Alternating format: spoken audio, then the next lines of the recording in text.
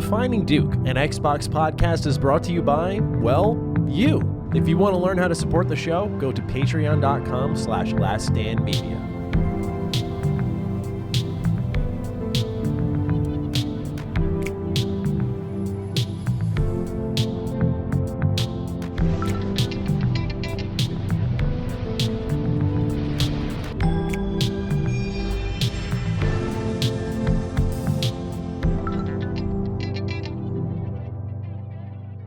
Salutations, everybody. It is Maddie here today, and welcome to episode 179 of Defining Duke, an Xbox podcast.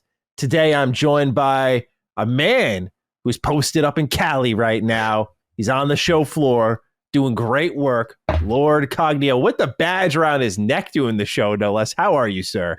I'm doing good, man. I'm doing fantastic. It's been a phenomenal, busy, but phenomenal experience at Summer Games Fest, running into so many people really quickly. Let me tell you the amount of Defining Duke love we've been getting. Let's go. Bro, the Duke love of people who have run down on me and say, yo, I love what you and Maddie are doing. Aww. I'm a big fan of the show. It is incredible. And then the amount of people I ran down on it, it was like, yo, where's Maddie at? What's up? I know.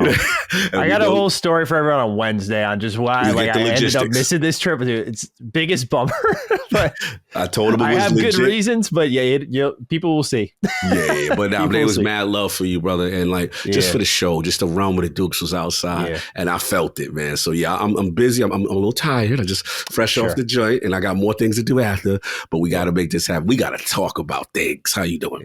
Yes, absolutely. Cog, we'll start right into things here. For those who don't know and haven't checked out our showcase recaps, this is it counts as an episode of Defining Duke, but it's unofficial in that we don't do our viewer write-ins like we normally do. We don't do the news segments. This is us kind of giving raw reactions to what we saw in the showcase. Very little outside info from the Xbox Wire, from news sites. That'll be this Wednesday. Like always, we double up on our episodes. So if you're watching this, wondering where the standard episode of Defining Duke is, we'll cover that Wednesday with news on probably all these games and then some. So keep an eye out for that. But nonetheless, thank you for supporting us. Last other thing, bit of housekeeping, is pre-orders are closing this week for the Health is Wealth shirts and tank tops. Get your pre-orders in. Start repping them at the gym. We saw a lot of you ordering them, planning some workouts. We appreciate that. Even if you don't work out, throw it on. It's still hilarious, right? It's even if you don't care about your health, that's a great ironic you can throw on your chest, right? So go for it. Have some fun with it. We support everyone wearing the Defining Duke merch. And of course, patreon.com/laststandmedia if you're interested in early access to this show. All right. So I just want to start with top-down look at the show. Then we'll get into the games. Cog, how do we feel? Will we rate in this? Are we back? Bro, I'm going to just be honest. I'm a person that I try not to be prisoner of the moment, because I know obviously I have emotions just like anybody else. I'm a fan of this platform just like anybody else. I shouldn't say just like anybody, but I am a fan of this platform. It's like no one else. Like no one else. So, I always try to separate myself from my emotions. And shout out to King. He's right next to me. And we're watching it and we're just doing one of these. Yo. And there was about 10 yo's. And then when we give each other the look and the stare bro, did that just happen kind of energy? So I just got to be real, Maddie. They absolutely cooked in terms for me. It was a lot of things that I needed to get addressed, got addressed. Obviously, everything's not perfect. Listen, I will say this, though. For anyone that comes at me and says this was a perfect show, which I am actually hearing a lot of in the area from people, I'm not going to get too mad at you. Now, I have my personal little things that I just got to be extra, got to hold their feet to the fire on certain little things.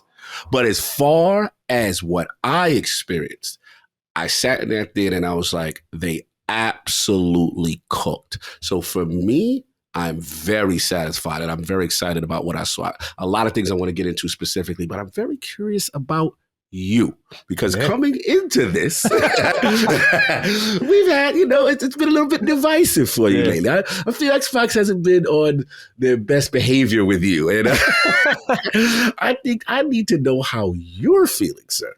You know what's so funny is I feel like the showcase I said no execs show up. They showed up more than ever. They didn't do like a ton. Like I'm not really gonna grind them that hard, but it was just so funny. I laughed every time they like had each of the big three step out. I was like, wow.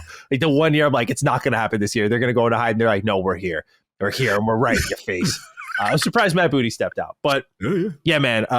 Another stellar showcase. I loved it. Last year's showcase was one of the best I had seen in gaming in general. Like I always use as sort of a peak mark is last year's showcase, as well as I think it was E3 2013 from PlayStation. Like those were two of the most memorable showcases. Oh, yes. For in today's day and age, Xbox to go back-to-back summers with absolute home runs is extremely impressive. And we just, in my opinion, saw that with as recently as the Summer Games Fest. I don't know how you felt about that one, but I was not thrilled with it at all. Just not, especially the second half, really not great. And so we're just learning it's becoming more and more difficult with all these different platforms to be a platform holder and put on a good show. So I don't take that for granted that I think Xbox is kind of storming to the first place spot with the amount of showcases they're putting on, the quality they're at, and the format they have.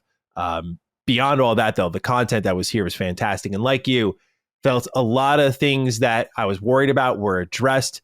I have my nitpicks, but that when I'm walking away feeling like I'm kind of zeroing in on little things, like obviously, like, oh, no handheld. I'm like, but like, whose fault is that? My fault? Is that their fault? I'm like, it's my own expectations. It's something I was hoping to see, but that not being there didn't really ruin anything. I just felt like they should have done that, but nonetheless, like I just thought they hit a home run on most of these games. The third-party support and selection was strong. Someone in the building at Xbox has a really good eye for Souls-like titles that seem compelling and different. Yes. Because they got Wolong, they got Lies of P, they got two more in this showcase that look amazing. I'm like, damn, dude. Just when you think this genre is like drying up, they just continue to deliver. Black Ops 6 showed out in a really strong way. That's shocked me. They just, everything that I had low expectations for exceeded it. That's a personal thing. But there were some real surprises in here. Some real genuine, what? That's a game? Which there's one in particular on this list that I don't think anyone's expecting from me that I saw and went, oh my God, that's real. I think I know what game that is. There's a game that I'm curious. All right, but what's the name of it? It's made by Sandfall Entertainment. Oh, that one was just a bait and switch, but that was like one of my games of the show. Expedition.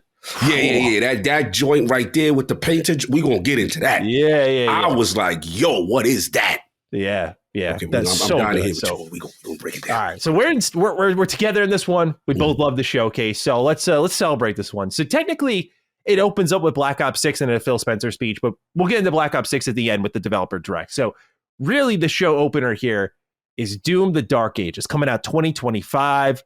It's that medieval style Doom that was leaked previously. We see the Doom guy with the Viking outfit. He's got the shield on his arm. He's got a shotgun on the other hand. Gore's a little more reactive. Like he used a super shotgun and blasted off like half the face of one of those. I forgot the name of the particular demon, but very gory as expected. You can ride a dragon. So Cog, what was the feel for Doom: The Dark Ages? Did the leak take any wind out of the sails for this reveal for you? Not at all, because it was one of those things where it's like you see it, you immediately identify, okay, here's Doomslayer. Here we go. Mm-hmm. You know, big BFG kind of energy, big shotgun energy. Yeah. But the medieval twist is what really impressed me the most. And it was just, again, that shield, seeing the spikes around it, seeing the combat, seeing them actually throw it as, like a melee kind of weapon. And like you said, the Riding the Dragons, it looked visceral. It's brutal. The tempo's going, the music's rocking. It's Doom, baby. Like, you know what it is. And I will say, like, Bethesda had they stamp a lot on this show, more than I thought they would. We'll get into that, but Doom was absolutely phenomenal to me. I love the tone. I like what they're trying to do. id Software is the masters of that style of gameplay, so I loved everything I saw from them. It was a great tone setter. Obviously, COD was first. We'll talk about that later. But they set it off right there. So it didn't take anything from me because it looked so good in that medieval set. And yes, I am biased. This is Lord Cognito. Anything medieval. You know what I'm saying? So that's how I felt. But you was good? How was you good? Yeah, dude. Because the movement in Eternal, I was playing it recently to get some gameplay for a video I'm working on for Retro Rebound. I was like, the gameplay in Eternal was just so next level in its movement, how you got around the environment, like the swinging from the yellow pipes, the double jumping, the midair dashing. If you go back and play Doom 2016, I don't know. I don't think it's a bad game by any stretch of the imagination. It's amazing, and Doom Eternal wouldn't exist without it. But like when you play 2016 and then go into Eternal, I mean, you want to talk about a game that is defined by cranking it up to 1,000. That's what Eternal is. Like it feels totally different. And so now you have all those tools. I'm like, how do you elevate that? So you basically gave Doom Guy a shield, and we saw him parrying, riding the dragon. I'm like, oh, they're just going balls to the wall with a prequel style story, which was really interesting. For me, I've never paid super close attention to Doom and its lore. I kind of like the OG Doom approach of like the Marine rather than like the mythological hero personally, right. But that's not going to take anything away from this one because I think it's like the master of the FPS. Like again, Eternal, if anyone has not played it, or even 2016, or just some of the best first-person shooters that are campaign driven, by the way, highly replayable, like the master levels and stuff. I'm interested to see if Dark Ages is going to have their gimmicky multiplayer mode. Like Doom 2016 had like the typical arcade team deathmatch stuff.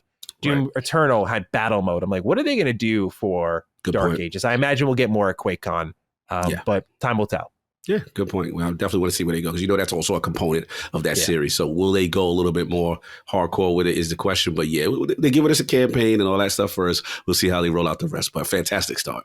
Absolutely. Really good start. And speaking of addressing insecurities, things we want to see more of, State of Decay 3 up next. No release date, but we get a trailer with gameplay in it. How are we feeling about this one? First time seeing it in action. We knew this was coming because right ahead of the showcase, a PDF or something leaked from the website confirming a new trailer was on the way. We had our suspicions, but it was firmed up. So what were we thinking about State of Decay 3? First time laying eyes on it beyond its 2020 reveal trailer. Look good. Unreal Engine 5 shining, doing its thing. It was very vertical slicey. That's what I'm King David. Very vertical slicey. And the whole thing, shout out to him.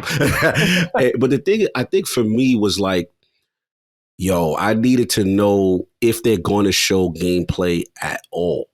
And to me, they did something slick. They showed me my over the shoulder, right? But they kept cutting. And they kept cutting. So there's a part of me that's like, okay, they're trying to make it a very dark narrative-based kind of thing, which is dope, right? I personally, if I had to nitpick a little bit, would have liked a little bit more gameplay aspect of it. I think they wanted to show how good it looked, and I get that. But I also selfishly, because, it's been a while, I would have liked to see more of like, the moment-to-moment gameplay as opposed to, these very emotional beats, your friend's dying, you have to go, you're taking the memento off of the friend, you're putting it in the thing. I get that. But it's just like, again, this is super nitpicking stuff. Like, I needed to see it. It looked good. Great. Just give this the hardcore State of Decay. You know what it remind me how you felt when you saw Avowed last year. Sure. Right? Okay. Remember how you was like, I need to know what makes them, skill trees and stuff like that. There's certain things with State of Decay, permadeath, right? We're doing a blood play. Now they show different zombie types and stuff like that looked awesome. I know it's State of Decay. Kind of like fortress within a bridge. Yeah, the bridge joint was crazy. The locales was sick. To me, this was all about the glow up and how much power we do, right? Yeah. And I get that. I love State of Decay's moment-to-moment gameplay, so I just would have selfishly liked a little bit more, but I'm curious how you felt. Yeah, I think I was a little more, not that you were against it, but I think I was generous toward this game because, number one, I was really curious. Number two is like, the last thing I feel any concern about with this game is the systems in State of Decay. Like, I think they're just rock solid. You look at the first one, the second one, I don't want to get ahead of myself, but I almost feel like it's a lock-in that if you keep even the very same mechanics that were introduced in the first game and bring it in here, it's just a shinier, prettier State of Decay 1. I would love that because the compelling part was your attachment to the community. And when you up the fidelity and the storytelling there, it's like a high tide raises all ships. So I can understand why if people looked at this, they went, I kind of wish, like you mentioned, like I had the same feeling of like, they're kind of doing a supercut of the gameplay. But I appreciate how far they've come graphically. I remember reviewing State of Decay 2 on my Xbox One and being like, man, like this is a really good game, but God, it looks kind of rough. And so this is a major glow up. It really is. And knowing how good the systems in State of Decay are, and it's going to now look this good, watch out. That's all I'll say. Agreed. I think they could come in with a force and And all of a sudden, those people are going like, why are they still updating State of Decay 2 this many years later? Why has it got 30 updates? It's going to make a lot of sense. It's going to make a lot of sense.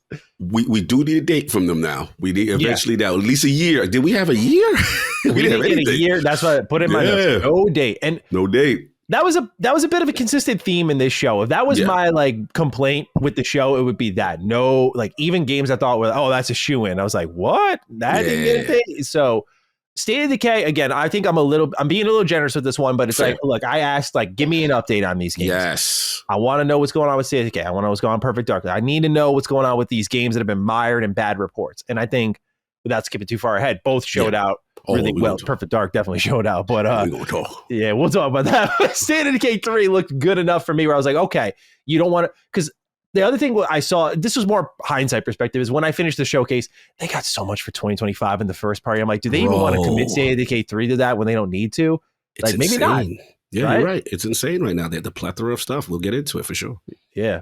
So State of Decay 3 shows up. Looks really good in my opinion. Yes. Dragon Age The Veilguard, brand new name, was revealed right ahead of Summer Games Fest, no longer Dreadwolf. Got a reveal trailer. Fall 2024 is the release window. I looked at the reception. People hate this trailer. They do not like this trailer. And again, this is where I am being generous and I'm acknowledging it. I only say that because I would be right there with everyone else. But knowing that as of the time of recording this, I'm like 40 hours away from gameplay, I'm not too distraught about them holding the gameplay for their own event. Does that mean they had to show up? No. For me, it worked in the sense I got to know these characters, who's going to be joining my team, but many people hated the style of it. Dragon Age, if you look at Origins and then you look at this, it's a difference in tone, brother. It's a difference in tone, that's for sure. But I love how Varric looks. Very badass, like grayed out, just Harding looks cool. Veilguard looks sick. Like I'm keeping an open mind here until the gameplay is shown off. It's easy to do that knowing the gameplay's nearby, but for those who don't like the trailer, I get it. I hear you. I understand. I'm not here to tell you you're wrong. I'm just feeling a little more patient knowing gameplay is like right there. And I feel like so many companies have trained us for this. So it's weird to see BioWare kind of beyond the trailer just being bad to some. Some people are just upset. Where's the gameplay? It's like, well, Ubisoft has done this. Like they just showed up to the Summer Games Fest with Star Wars Outlaws and we're like, hey, see more at our Ubisoft Forward event. So I feel like we see this cross promo pretty frequently. But yeah, Dragon Age of Veilguard first showing, I will admit, not spectacular, but I'm going to hold out for the gameplay and then I will draw my full verdict, my full conclusion, where I may come in next episode when we have that gameplay and I may be very firm on how bad it looks. We'll see, but I'm feeling confident. I'm feeling comfortable. I feel like Dragon Age can still deliver, so we'll see. But Cog, what were your thoughts on Dragon Age of Veilguard? First look here, reveal trailer, no gameplay, just an in-engine look. Yeah, surprised to see it in the sense that, to me, this showed more of a, hey, we have the marketing rights, kind of a deal. That's what I got from Xbox out of this. Like, hey, we got the marketing rights to Dragon's Age. Obviously, they changed the name. I kind of like the old name. Like, I like Dreadwolf. I wonder, like, was it a legal thing? Like, why did they have to change the name? I rarely see that. They wrote on their blog page, they said they changed it because it better reflected the focus of the game, as in your hero, like you're like you're the Inquisitor. So the Inquisition. Like I'm guessing you're the Veilguard. You're the Veilguard, right? Yeah. So I mean, other than that, this to me is vertical slice stuff. Really no gameplay. Just to say, hey, it's coming. We're doing it. We, I think we did get the year on it. I will admit with the community that like the art style will be controversial for some. I wasn't too crazy because again, I'm a big Varric fan from, Dragon Age Inquisition. So it was good to see him and obviously the characters going there. But I understand if the community felt a way with the art style, but I'm reserving judgment until I actually see gameplay. So to me, this is you hyping it up. It's coming. Hey guys, this is the tone. This is what we're doing. I didn't get to see my man, though. I was looking for some Solas. I didn't get to see him. But no Solas was strange, but I feel like every trailer's had him. So yes, and that's why I'm a little, not that I'm worried about the it's just I love the name because I know the connection. Yeah. But we'll see. see. I'm with you on this 100%. Like, I'm not flipping out on this. This is literally rollout stuff, and Xbox got the marketing rights, and they want to show it on the stage. That's how I vibe. We'll get more from BioWare at an EA thing or whatever they're ready to show. The next it's in stage 2 days. Like, we're gonna get 2 days. Oh, I didn't even know. There you go. 2 days. So that's why I was just. I mean, the trailer's getting mass dislike. People are like, "Is this what Duncan died for?" And shit. Well, like, damn, people really are against the energy here. Yeah. I'm hoping that my fear is the energy in that trailer is the energy of the game's plot. As in, like, that's what I need to see. Dragon Age is a very gritty series. To kind of suddenly go like, hey guys, that scares me. So I have my trepidation, but it was nice to meet the characters. I thought they all looked really cool. I was definitely interested in them. My hope is just that, the game, the reveal trailer, it's like one of those cinematic trailer moments. Like we have Activision to thank for that, this showcase of like, this is nothing like what I'm going to actually play. So if anything, BioWare should course correct on the energy for their trailers moving forward for Dragon Age and not do that again, because the people are not happy. I'm really excited to get your take on this one afterwards in this very, very Maddie-driven segment of the show, right? You go from BioWare to Bethesda Game Studios, and they show up with Starfield. Shattered Space, as expected. No release date for this either. Coming 2024. They also announced brand new update dropping tonight. New locations, new gear, new bounties, creation kit available. Creations in general are available all right now. Tremendous free update, by the way. Got to check that out later tonight. But Shattered Space, dude, like this, we've been saying it on Duke. I've been saying it on my own channel. Don't let this comeback be sick. Watch out.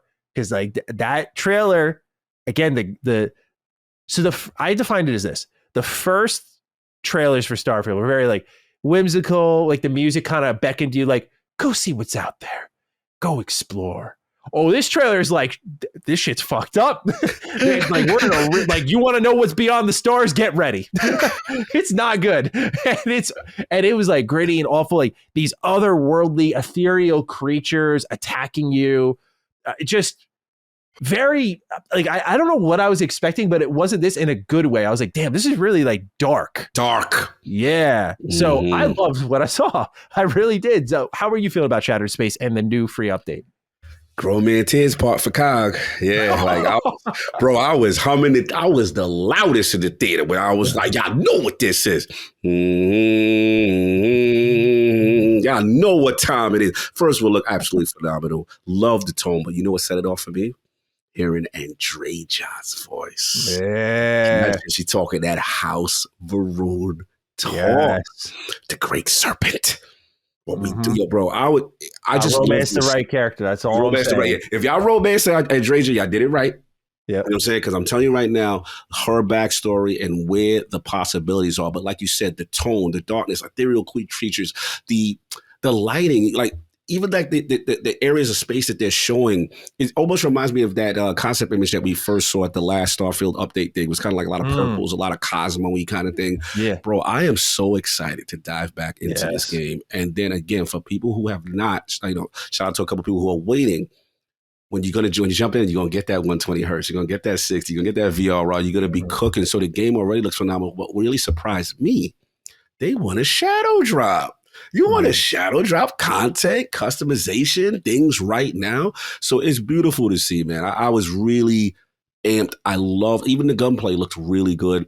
I loved everything about it, man. I can't wait to hit that Shattered Space, bro. But they did give us, see, I wasn't flipping on the date because I'm like, it's 2024. We know it's this year.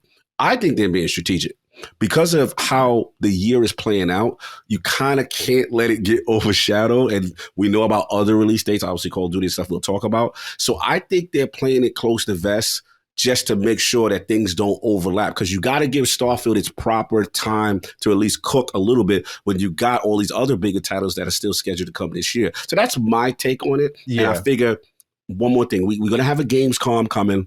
I'm hearing a lot of people are going to be more lining their things up there as the year goes on. So that's how I'm taking it. I'm not freaking out on the no day. At least they said 2024. That's when they said year and I didn't miss it. That was my main thing. Yeah, it's I feel like everyone's kind of waiting and seeing, like the fact that Dragon Age didn't have a date yet. Again, this might get dated at the gameplay reveal event. But the fact that it didn't get dated yet was a little surprising as well. And I'm wondering if everyone's in a very wait and see approach, because the fall went from like, there's a decent amount of games coming out to packed, absolutely stuffed. And maybe Xbox is heeding the wise words of two defining Duke co-hosts about a certain gun blast that they should try to avoid doing and maybe spread things out. I found it peculiar, as we'll talk about with Avowed, that looked way better. And they're like, we don't know about that date yet, though, like 2024. And I'm starting to wonder if they learned from the front half of this year, like, what if we just kind of held and maybe one of these trickles into 2025 and you avoid, as Cog said last week, the fart in the wind energy of kind of, dropping indie in December. Right now, those are just the reports of, say, Tom Warren, but we just have windows. I get why you're not freaking out about it. For me, the year is so busy that I hope at least some of these drop this year, right? Like, I'm really, Avowed is like the one that once I saw that, I was like, okay, all right, sitting here, like, okay, you got me back.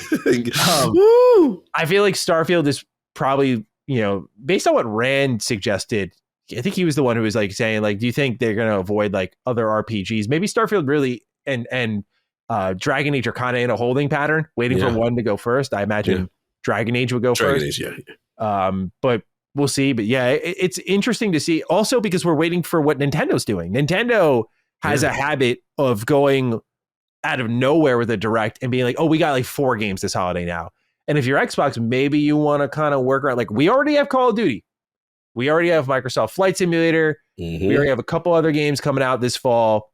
Maybe we delay a few to like the opening months of the year and start things right, because I don't want to speculate too hard, but you have to wonder if there was someone inside Xbox going, hey, imagine if we had games coming out while all of this bad PR was happening beyond Hellblade 2. Well, if we had something in like March or had something in February, would it distract people enough? Not that they're going to release games to save themselves, but people care about games most. Absolutely. And as you've said before, like, that is the ultimate deterrent to frustration. And if they're playing stuff, that's good. So maybe they want, beyond just for the content cycle, beyond for Game Pass, for their own, the sake of the PR for the company, is like, maybe we just want more year-round releases. It's a little bit of a galaxy brain idea. So like I said, I don't want to speculate too hard, but I could see some of these 24 titles maybe slipping. But if they don't, no complaints, because there's a lot of good shit coming. Oh, stacked.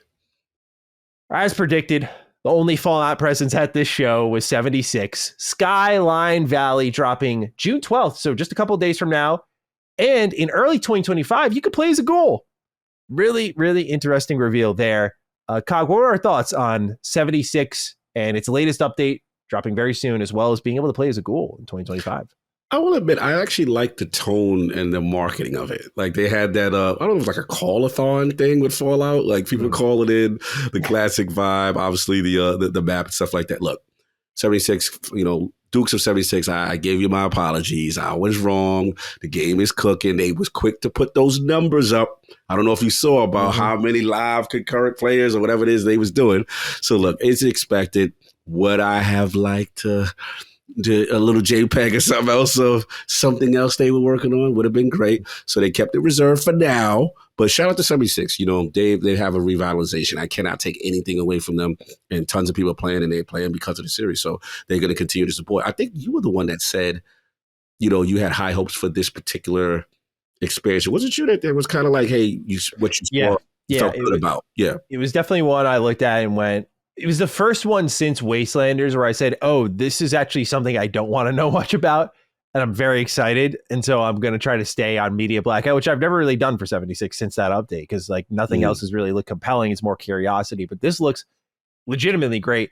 And the idea of adding a playable ghoul, this will be the first time you can play as a ghoul since Fallout Brotherhood of Steel, the top-down action RPG beat 'em up game from the early 2000s. This is the last time you could play as a ghoul. Otherwise, it's been a thing fans have always joked about, speculated about, mulled over, but it's never really quite happened. So it's really interesting to see that. And I'm wondering if they're going to continue to expand on other races, like super mutants at some point. That'd be really interesting. So, yeah, I actually like what they showed for 76 personally. Nice. Oh, man. Next up, potential game of the show here. Oh, my man, Clair, my brother. Obscur, Expedition 33. Day one in Game Pass, releasing 2025. Cog, the head nods are strong. Let's hear it. How we feeling? Bro, I was the loudest in it. Me and King were like, what the hell is this? And I believe the storyline was something of like a painter and like you're trying to control this, I guess, being that is controlling their universe and people are sacrificing themselves. Then I'm like, okay, I just thought it was kind of like a hashtag just one kind of game, to be honest, right? Mm-hmm. Then I flip and I'm getting Maddie JRPG vibes. And I'm like, hey, yo, almost a little Persona, level of certain things. But bro, this game absolutely cooked. I literally pulled out my phone for notes in the middle of the show. I was like, oh yeah, this right here is literally the best game. At that point, I was like, this is the best game I have seen so far. This is insane. So yeah, what's the name of that joint? The 33? What's that joint? Clair, Obscur, Expedition 33. Worst name ever. Clair, Obscur. But here's the thing. We got the Game Pass. They got a Game Pass back. Mm-hmm. That's a huge. So again, for me, when I look at the Xbox platform, and I remember I had that conversation with you, and I tell people like, "Oh, there's nothing to play on the platform." Oh no, when you throw something in Game Pass, for me, that is essentially an exclusive. As far as I'm concerned, because I'm not spending $70 on nowhere else to go. Yeah, it's over there, right? Why exactly. So for me, I'm like, wow, this is a tremendous, high quality get that they found in the cut. I'm surprised no one heard of this game. I've never even have you knew anything about this game? I feel like it was so the best kept secret I've ever seen. Like no one knew about this game. Yeah. It was I don't know if it was like a new team or not, but I saw some people posting on Twitter about the staff. I didn't recognize any names, but they had on their site, like, what are our favorite games? And like, they were all Final Fantasy fans. They were all Final Fantasy fans. So yeah, dude, I am right there with you. At first I saw it, I was like, oh, Unreal Engine, action RPG. It looked kind of lightly inspired by maybe Order 1886, maybe a little Immortals of Avium energy here, which would just be a coincidence because that's a recent game. When it's amazing what happens when what I thought it was going to be an action game turns out to be a high production value turn-based RPG. My sitting back in the chair to sitting up in the chair energy was a shift that should be documented in history. Like I was leaning back like, all right, cool. Like this will be for someone. And then I saw on the bottom right, the portraits, and I went, hold up. That's turn-based. I was like, this is fucking turn-based. Oh, my friends and I went from clowning this game as a joke to be like, wait, hold up. This is incredible looking. So it shows how fraudulent I am because of those fucking turn-based games. Like, that's all I need. Just flip that switch. I'm like, it's great. It's great. Looking good, guys. But seriously, when we look at turn-based games, we either get nostalgic deep dives. I'm looking at like Octopath Traveler, or you get high style, I should say, really, with Persona. Yes. You don't really oftentimes see high production value turn-based. That's tough to do because when you're going that hard, well, let's just go make an action game. That's what always happens. Oh, this will sell more. At least off the top of my head, I can't think of many others. So to see something like this that has that AAA energy, high production value, but it's a turn-based game and it's bringing some new wrinkles, like the kind of timing-based battles of hitting certain buttons for counterattacks, for other attacks to do kind of bonus damage. That's like borrowing ideas from, I would say, like Paper Mario, where you have to like time the X button or the A button, to like land on people's heads and do extra damage. See that kind of be brought over here, but with action mixing in with turn-based. I mean, there's one point he's like aiming a gun and shooting. So I'm like, there's some level of action combat here. I'm interested if it's like Metaphor or Trails Through Daybreak, where there's like an action combat system to enter into turn-based combat. But dude, wow, what a game. What a great looking game. It was one of the few I saw that was like coming 2025. I went, man, come on. I'm funny. You want that joint now. You want that? Yeah. I was like hoping it was like September. I'd be like, yo, let's go. But what a reveal. Really one of the true, genuine surprises, not only of this showcase, but of the year. Like I went from not knowing what this was at all to just walking away going, that's one of my most anticipated games next year. Easily. Absolutely. Yeah. That type of quality you kind of see from like Square Enix a lot. You know what I mean? So yeah. bro. So again, what's the studio? It's I wrote down like Sandbox or something when I was Sandbox Interactive. Sandfall Entertainment. Sandfall. Right? Thank you. Yeah, I was in the ballpark. we was in the park. Yeah, shout out to them. I've never heard of y'all, but y'all have my undivided attention. And again, shout out to the Game Pass team for scouting this thing out, man. This is tremendous. Agree. Next up, another. I mean, dude, this is what I'm talking about. This showcase is amazing. Like this whole stretch is just banger after banger to me. South of Midnight gameplay reveal coming 2025. So I feel like we're kind of gradually mapping out what next year's developer direct's going to look like. This seems like it'll definitely be a sure bet for that. South of Midnight gets a pretty decent, lengthy gameplay showing. Exploration, combat, traversal, little dialogue, character banner. See the stop motion in action. Cog, I want to hear from you first. What's the feels on South of Midnight from Compulsion? Was it worth the wait?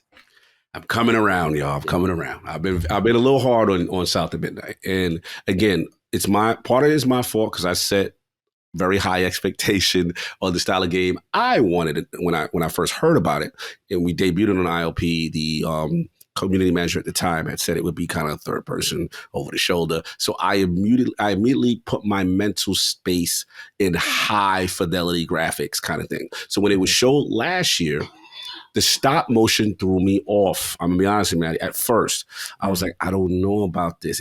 I was like, dude, are y'all having frame rate issues? What's going on? Like, I didn't know. So I can see so many people thinking that was what was happening with this game. That's what I was like, yo, they didn't let it cook yet at first. So that was last year. Then this year, now we get in depth. We get gameplay, we get combat, we see her gliding, we see the traversal, we see the interaction, the tones of the Deep South. I believe that creature she was riding and stuff like that, and the banter that she's talking, very Deep South tones. It does feel like they're going to go there on certain things. I'm very curious if they go there, but I'm getting that vibe from the studio. But what I started to really appreciate is that stop motion thing is a very distinct design decision that they're going for, and I've warmed up to it now because now I've seen more of it, and I've seen it in a gameplay status to the point where it climbed up the tower, the thing came down, bashed the tower down, she glides down or whatever. Look, it looked good, man. It looked good. I have to admit, like, maybe like a little nitpick here and there. I just want a little bit more, as far as the, I guess the plethora of moves and stuff she could do in combat. But they showed enough that she was, mixing it up and doing some crazy style attacks and stuff like that. But yeah, I like where they're going with this take on. I'm still trying to get a vibe of what she is. I need to read the lore. So apologies, Robert the Dukes. This is Cog coming straight from the showcase without the research of Xbox Wide Out, without the research of Compulsion and what their lore, as far as the updated trailer was supposed to represent. But I did enjoy what I saw. So yeah, it was a really good showing. It got my confidence like, oh, no, Cog. They going to be all right. They good. But what did you take out of it? I'm curious. I loved what I saw. I really did. I this was one that I was kind of in the middle area for on expectations. It was one of those things where I went, okay, Compulsion has made games that I want to love, like We Happy Few, which had a really great atmosphere and tone, but like procedural content, or Contrast, which is like a little gem kind of hidden out there. No one really knows about it. No one really talks about it. It's not like my favorite game ever, but I really enjoy it. And I think about it a lot. Like when I first got my PS4, it was one of the first games I played. So I have this like weird expectation of Compulsion where I'm like, that's a team that when I saw Xbox bought them, like many of their other studios, like, oh, what happens when they get a big budget? And I felt like you could really see that here personally in different ways, like the artistic approach, the stop motion animation. Only nitpick was during combat, the mechanics, like the movement and the things she was doing looked really good. But whoever did the music for that part it was like the most anti-hype music. And I know not every battle track is supposed to be getting you out of your seat, but when she finished that battle and the music kicked in with vocals as she continued to explore, I was like, this is an amazing soundtrack I'm hearing right now. But why did the battle kind of put a pin in the balloon? Which was a little frustrating because I was like, the combat actually looks good. And I was like you, I kind of wanted to see a little bit more of that, but it looked better than I expected in that realm. You look at the gameplay for the two titles I brought up and there's really not much. It's not a lot of it's like walking around. So to see how nimble she was, the spells she had access to, I was really liking that. But more than anything, it was the traversal, the wind tunnels, the teleporting, the grapple hooking, the climbing up the walls. Like when she grabbed one of the ledges before she scaled up the rest of the tower, she held on and her body swung to the right based on the momentum that she had jumping into it, and then she caught back up to it. And it was, I don't know, there's just a level of attention to detail I wasn't anticipating for a game that's artsy. You know, usually those things can kind of distract you from the smaller bits of detail, like that level of animation quality. And so, I mean, I walked away from it going like, damn, dude, okay, that's one of my most anticipated next year as well. Like it reminded me as well of, I mean, Voodoo Vince in a way, like it had a, you know, that kind of deep South feel to it. Of course it did. But more, I say that because I think Voodoo Vince is a perfect example of like a really random, weird OG Xbox exclusive. Like, what is this game? You pick it up off a store shelf, you try it out. You're like, wow, Xbox had such a deep library of interesting, different exclusives. And I feel like this game fits that mold perfectly. Like, to me, that's a lot of what defined my early love of Xbox, is just seeing these weird exclusives. And they're just so in the cut. Like, actually right next to me, because I'm working on an Xbox video, is like I have a stack of like JRPG exclusives here. Classics. And there's things like, well, this isn't a JRPG, but Kingdom Under Fire or 99 Nights or Project Sylphid, which is like a ship game from Square Enix. You look at ones like Jade Empire, Nightcaster. There's just, they have such random exclusives, and that's always what made me love Xbox. And I think that's why the exclusive game was so important to people during the Xbox One generation, because you didn't realize until it was gone, like they were so good at digging up hidden gems and just making these games that you never thought would exist do so. So I look at South of Midnight kind of in that light. I'm like, this reminds me a lot of the old Xbox exclusives that made me really love what they were doing and made me a fan and made it be my first console for when I was a kid after the N64. My first console when I jumped into that next generation after grinding my PS2 until like 2009. When I jumped into the Xbox One PS4 generation, it's why I got an Xbox One, because the exclusives were there and they were good. Like, absolutely. I always felt they had a good way of picking out those weird deep cut titles. And so I think South of Midnight has a lot of that. So I love the traversal, really like the spellbinding kind of gameplay, and I'm keen to see more. So I'm really counting down until what I imagine will be the next time we see it at the developer direct. But yeah, it looks really good. Yeah, it's set for next year. So that was good to put a pin on that. And like you said, you know, the diversity in the titles, this is what's really excited me about a lot of the lineup that we're going to be talking about today. So yeah, love that it's so distinct and so different. For sure. So I'm this next one's so funny because, you know, like the new family member kind of shows up and a little bit of a party pooper. Activision Blizzard, you made this a time to forget for your first appearance, in my opinion. Outside of Black Ops 6, they show up with 2 cinematic trailers. And I feel like it was more of an optics statement. That's how I'm looking at it. Like, okay, let's take the analytical view of things, and then let's take the fan view of things. From a fan point of view, World of Warcraft, for me, my time is done.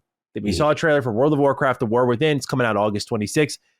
You know, that was 6th grade for me. I've not dove back into World of Warcraft since. Yeah. Not really interested in doing so. If I pick up another MMO, like I've said before, it's going to be Final Fantasy 14. But MMOs always do this, so I'm forgiving of it, where it's like, oh, cinematic, that's nothing close to what the game looks like. Then you get like Diablo, and that also had cinematics. I'm like, what are we doing, guys? Like, you're not really making your presence felt in the right way here. So not to make things negative, but yeah, wasn't really feeling this trailer here. Just cool to see World of Warcraft part of the Xbox showcase. Looked good for the optics. I'd say next year, you know, let's put BlizzCon back together and get that type of stuff out of here. You know, less is more in some instances, but maybe you disagree. Curious as to your thoughts on a World of Warcraft expansion being shown off here. And it's 2 months away, no gameplay. Yeah, I mean, the way I looked at them was like, they start showing it, and I'm like, I'm getting excited, because I'm like, if they do what I want them to do, now you could have another grown man tears moment. And I'm sitting there and I'm like, all right, we know what this is. I'm not mad at you, because usually the first time of a new expansion, even like an ESO or something, they're going to show you the cinematic that you know ain't represented in the gameplay, but just to give you the tone and the antagonist. But where they messed up for me a little bit is if there was any chance for them to at least say, and by the way, we are working on a console version of WoW. You tear the roof off the joint. You ain't even gotta release it. You could say in development. Because again, I did read the room in the theater, and everybody's like, all right. And then we're like, are they gonna do it? Are they gonna do it?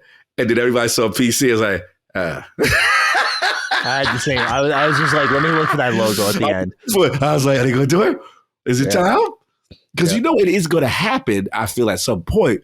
But I'm like, man, if they would have did now you talking definite 10 out of 10 for me. You know what I'm saying? Like, I know what, I'm not even a WoW guy, but I know what that franchise can do. So, yeah, that's just me nitpicking.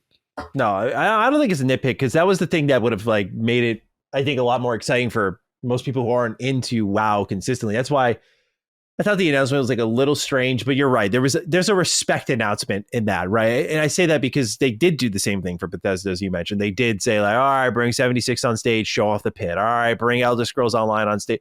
We're going to bring you into the developer direct and have you extensively show off ESO. Like, there's no denying Xbox knows how to like warmly welcome people in and be like, all right, you know, this may not be our ideal selection, but we're going to let you come on in, show stuff off on the stage. So it's a fair point there. Yeah, he part of the family, y'all. Just to let y'all know, kind of thing. You know what I'm saying? We want you in a specific room. Now get going. All right, next up, rare Japanese game appearance.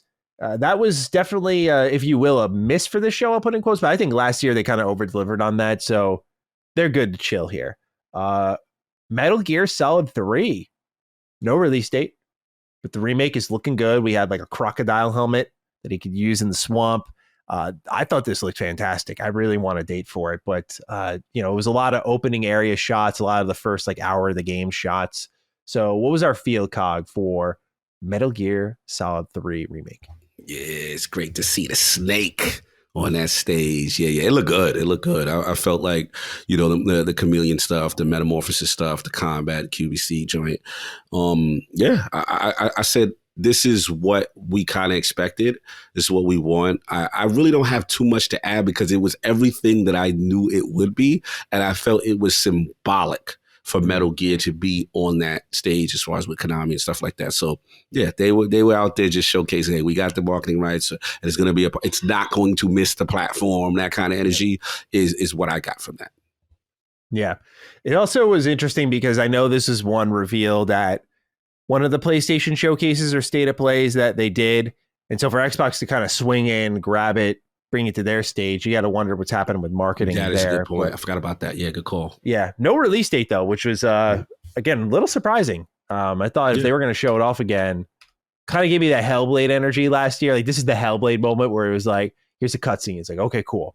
We have no date yet. It's like, okay, cool. Okay. All right, cool. Got it. Cool. Good to know you're still alive then. Yeah, you're alive. See you when I see you, I guess. Yeah. Next year, we got Sea of Thieves Season 13 dropping July 25th. I don't really have thoughts on this one. I'll be transparent. I don't really got much to say. I'm not a Sea of Thieves guy, so I'm not going to pretend and sit here and be like, oh, here's why it looks amazing. Got respect and love for Sea of Thieves, but not a player of it. Cog, anything you'd like to add on? It's a little more constructive and informative. Love you, man. Y'all cooking. Y'all cooking the contents because it looked good. It looked decent. You know what I mean? But again, as a person who unfortunately is not a Sea of Thieves player like that, you know, it was just what I like to see, though, is that it is still thriving. It is still doing well. We do know it is other places as well. So I think that they are going to be excited because how well it's doing and the content they're getting. So Sea of Thieves is that game that is just, as much as we may have our issues as far as us not playing it like that, it is a tremendous success. So expect to see it everywhere. It's not going anywhere. And it's one of those family members. All right, Uncle, come on, get your, you know, this is their uncle. You know what I'm saying? Like, we know you're going to show up at some time. Yeah. So this was his moment in the show to get his bars off. So salute to Uncle with the new season. Here's something we could talk about. Flintlock Siege of Dawn. It's back.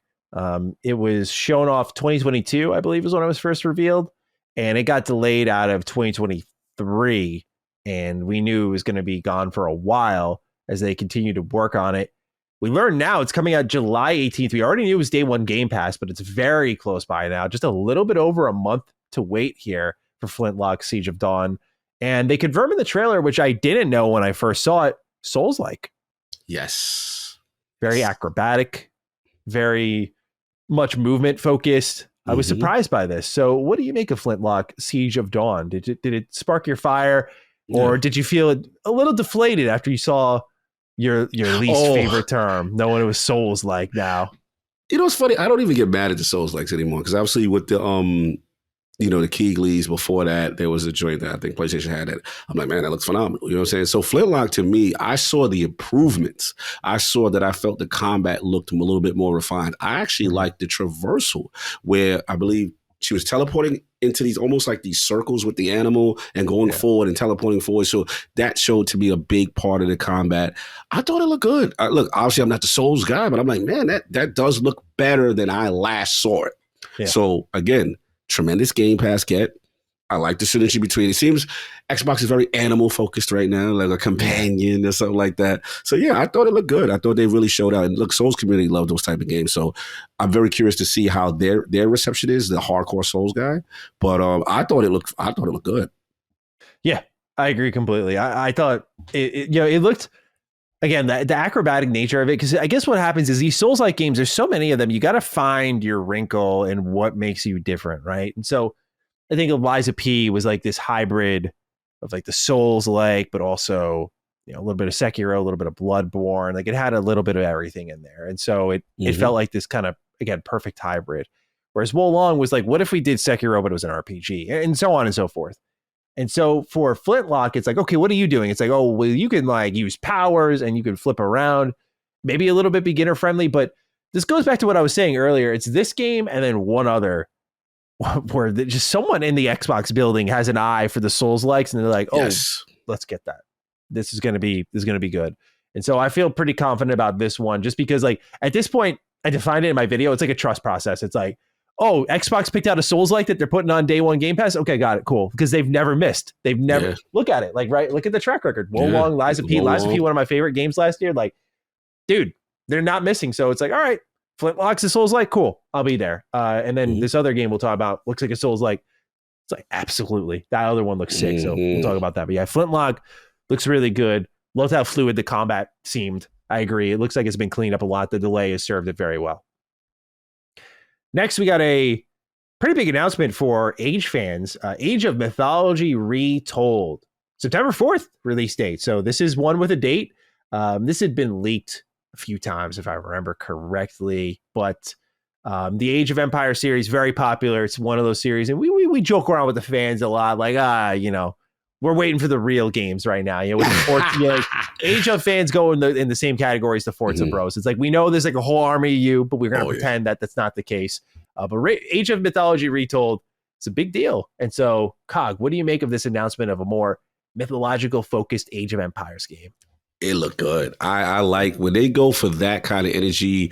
You got your Zeus and, you know what I mean? The classic look, double thunderbolt. And then obviously the great pharaohs, Egyptian mythology. I love that kind of stuff. And what I would admit, I thought the engine looked really good.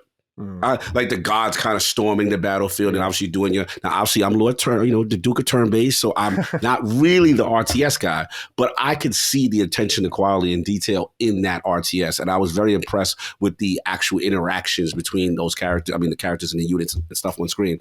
I thought that looked cool, and I thought, look, I have to be honest, I'll give you, the on the floor, temperature in the theater. Dudes popped off when that. I was shocked. People were clapping. So their Age fans are out there. They are outside, and they let it be known in the theater, like, yeah, we about this. So again, it goes to show you there's something for everybody on the platform, and that's the thing that seems to be the consistent thing. There's all these diverse games. So salute to them. I'm not an RTS guy, but got to get them their flowers. They popped off for them. For me, what's holding me back. When I first saw this, I was like, oh, is this Aura History Untold? I'm holding out for this game. I'm like, is this Aura? And it wasn't. I was like, damn. And then the other thing is, between Aura and Frostpunk, it's like, I feel, now we got Civ 7 announced. I'm like, I feel like I've already, you just kind of got to pick your PC-focused city builders, civilization builders, tough decision maker type games and just stick with them at this point. So for me, it's like, this does look cool, but I've already chosen my partner before the relationship's even begun. A little creepy in me, I guess, but yeah. I'm not really feeling Age of Mythology because I'm like, I want to play Aura. Aura History Untold looks like that blending of Age of Empire elements I like with the Civilization elements I like. And I can see myself losing a lot of hours to that game. So I'm very excited for that one. I was hoping to see it here. That was like one of my disappointments. I was like, damn, want a release date for Aura. So unfortunately, nothing. Oh, this one. Whew. Perfect Dark gets a gameplay reveal. No release date, but damn, dude. Wow. For all of the bad press, all of the bad reports, the initiative, falling apart, 75% of the original team leaving, Crystal Dynamics coming to save the show, games looking rough, games looking bad. Submit your formal apologies now, everyone, myself included, because goddamn. This shit looks really good. And foot in my mouth. Wow. I mean, I'll go on, but Cog, I want to hear from you. How are we feeling about apology? I like keep cooking on that apology. I like that. I'm so sorry, Initiative. Who's the top of the studio? Daryl Gallagher. Daryl Gallagher. Yes, sorry. I'll kiss your feet next time I see you. I know it's not vogue right now, but I like to have. I gotta say that. We'll give Matt Booty his apology when the game's review. But like I was saying, because I know you're not there yet, I'm gonna try to turn that around for you because I know right now you're gonna try to make me like Matt Booty. Oh yeah, we coming for you. I'm writing notes. I got my receipts for you. Remember when he said that? No, with all jokes, bro. In fairness, they had a lot to prove, right? We know the history, the rumors of the quadruple A that was actually perpetuated by the HR team, not the actual studio, but fine. Daryl Gallagher, the Crystal Dynamics come in, the shift, the development. We said coming into this with Rain, right? They needed to be there. We needed to know what they are doing. Mm-hmm. I'm next to King. He identifies it immediately. The minute he sees the female agent, I was like, oh, you think it's perfect? He's like, yep. So we see it. First thing off the bat, very stealth focused. The tech.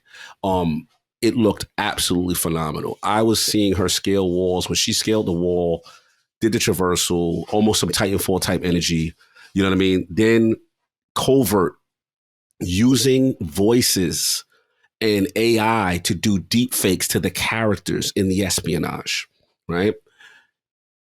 They look like they are really doing some cool things in the stealth genre. That is amazing. Combat. Oh, you want that gunplay? You want that close quarter? Oh, we got that. We breaking dudes down. We jumping on dudes from roofs, stomping them in the face, cracking the neck. We doing it. Like, Daryl Gallagher showed out to me. He had I told people this is one of those guys, right? Now, I get it. We didn't hear from them. But his pedigree, this is Tomb Raider.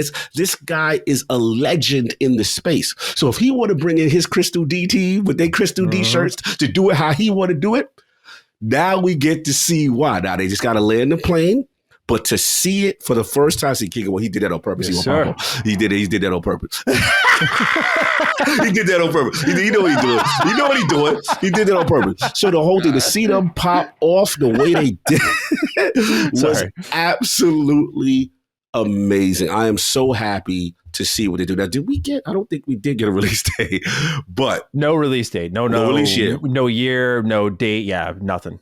Okay, that's fair. Anybody wants to come for that, that's fair. I'm not going to go too crazy.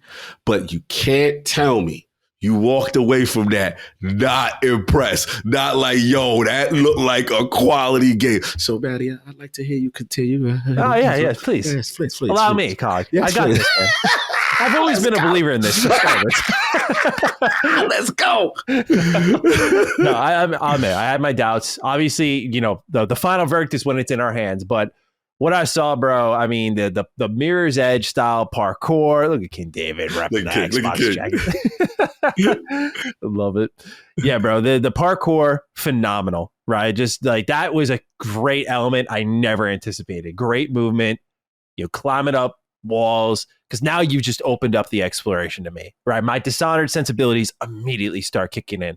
When I saw her scanning some dude's voice and then she could use it, enter the gate, I'm like, okay, I'm seeing the tools already. This is a Maddie coded game through and through. That's what sold me. This story could be dog crap for all I care, dude. It could be horrible. If you let me navigate the environment like that, I get all these cool tools and gadgets and ways to manipulate NPCs. Sold. Yeah. But man, you bought patience with that gameplay. That's for damn sure. No date. I'm cool with it. Because here's the thing. Again, this is why I think opinions may differ, and I get it. Yeah. The reason I don't freak out about no date for this, no date for State of Decay. Yes, it's been a while. Maybe because we saw a lot of repeat debuts this year. Maybe they show up next year with a date. Right now, though, I think when you're loading up 2025 the way you are, I don't know if you really need to commit these to that year when it's already pretty flooded. And so you just keep the date out and don't put them in a corner, right? When you already know you've got like, hey, we got South of Midnight.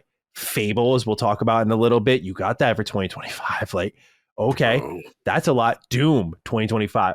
Okay, so what is the pressure to put dates on these games if they might not make 2025, and where were they released? Because it seems like if you're not going to date it, then it should be late 2025. At least that's the general assumption, right? So if they're not going to be ready, you know, I anticipate Fable should be, I would love to be wrong, but a late 2025 game. So you don't want that to take away from, you know, Call of Duty's still going to be there.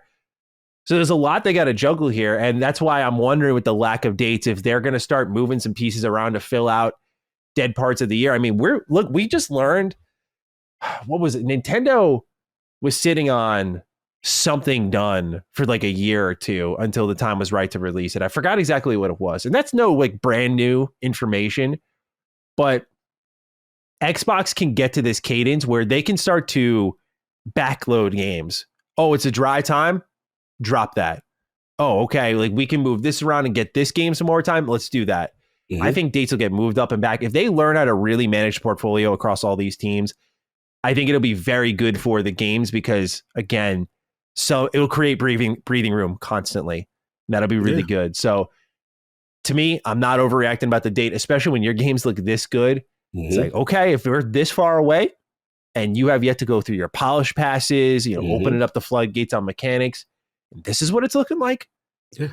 Very impressive showing. And they knew they needed to. They knew they needed to. And look, I will say, if we're going to vindicate anything about Matt Booty, his hype for Fable, his hype for Perfect Dark, justifiable now. Because I have finally seen them with my own two eyes running with gameplay.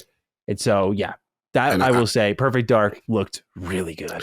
And I want to add on to this because I happened to run into Mr. Booty the day before. I ran into the Booty, you know, and I wanted to get a feel of the room. I wanted to, you know, and one of those questions was like, how do you manage knowing if you have that, what I consider, I literally told him to his face, like the class of 2018, right? You know, how do you manage the expectation of knowing that you may have something good and not showing? Because there's a lot of questions when people are concerned about these specific titles. And he said it's a challenge, you know, and he kind of challenged me. It was a little cocky energy, like, I want to double back with you, Carl, after the show to get your like everyone's reactions. Like everybody who talked to me the day before the show was like, "Yeah, we want to know what you think," because like they know me. I'm gonna tell them not what they want to hear. I'm gonna tell them what they need to hear. So if I don't like it, I say it. So it was almost like a pop off. Like they knew they had something. And so yeah, look for me, bro. The cockiness. Oh, yeah, look for me after the show. Let's catch up. I'm like, oh, okay, I see what this is. But nah, salute. Yeah. You know what dudes hit you with the let's catch up after they work. You know they feel it. But now, all jokes aside, you know, again, as a person who loves stealth, who loves espionage, this seems to be doing new things in the space, and I love that. You mentioned Dishonored Energy. This when Perfect Dark got shown. Again, this is one of those moments where I'm like, another key point of the show. I'm like, they are setting the tone for any doubts, any questions. Now hear about mismanagement. Now you saw it. And now we know what it is. Now you just got to execute and give us a release date after that. But I'm not going to go crazy based on the plethora, like you said, of titles that they got. But yeah, salute to them. They showed out. I'm really pulling for Daryl Gallagher. I hope they land the plane because what I saw so far looks fantastic. Yeah, it'll be still a little bit, it seems, but yeah, really shaping up. Excited to see how it continues to develop. But From there, we look at Diablo 4, Vessel of Hatred with its opening cinematic. It's coming out October 8th. And as I'm not really a big cinematic trailer fan, I mean, this one was really good, though. I will admit, like the way how nasty it was, where you saw her arm like split in half and then the tendril pulls out and she's just webbed up.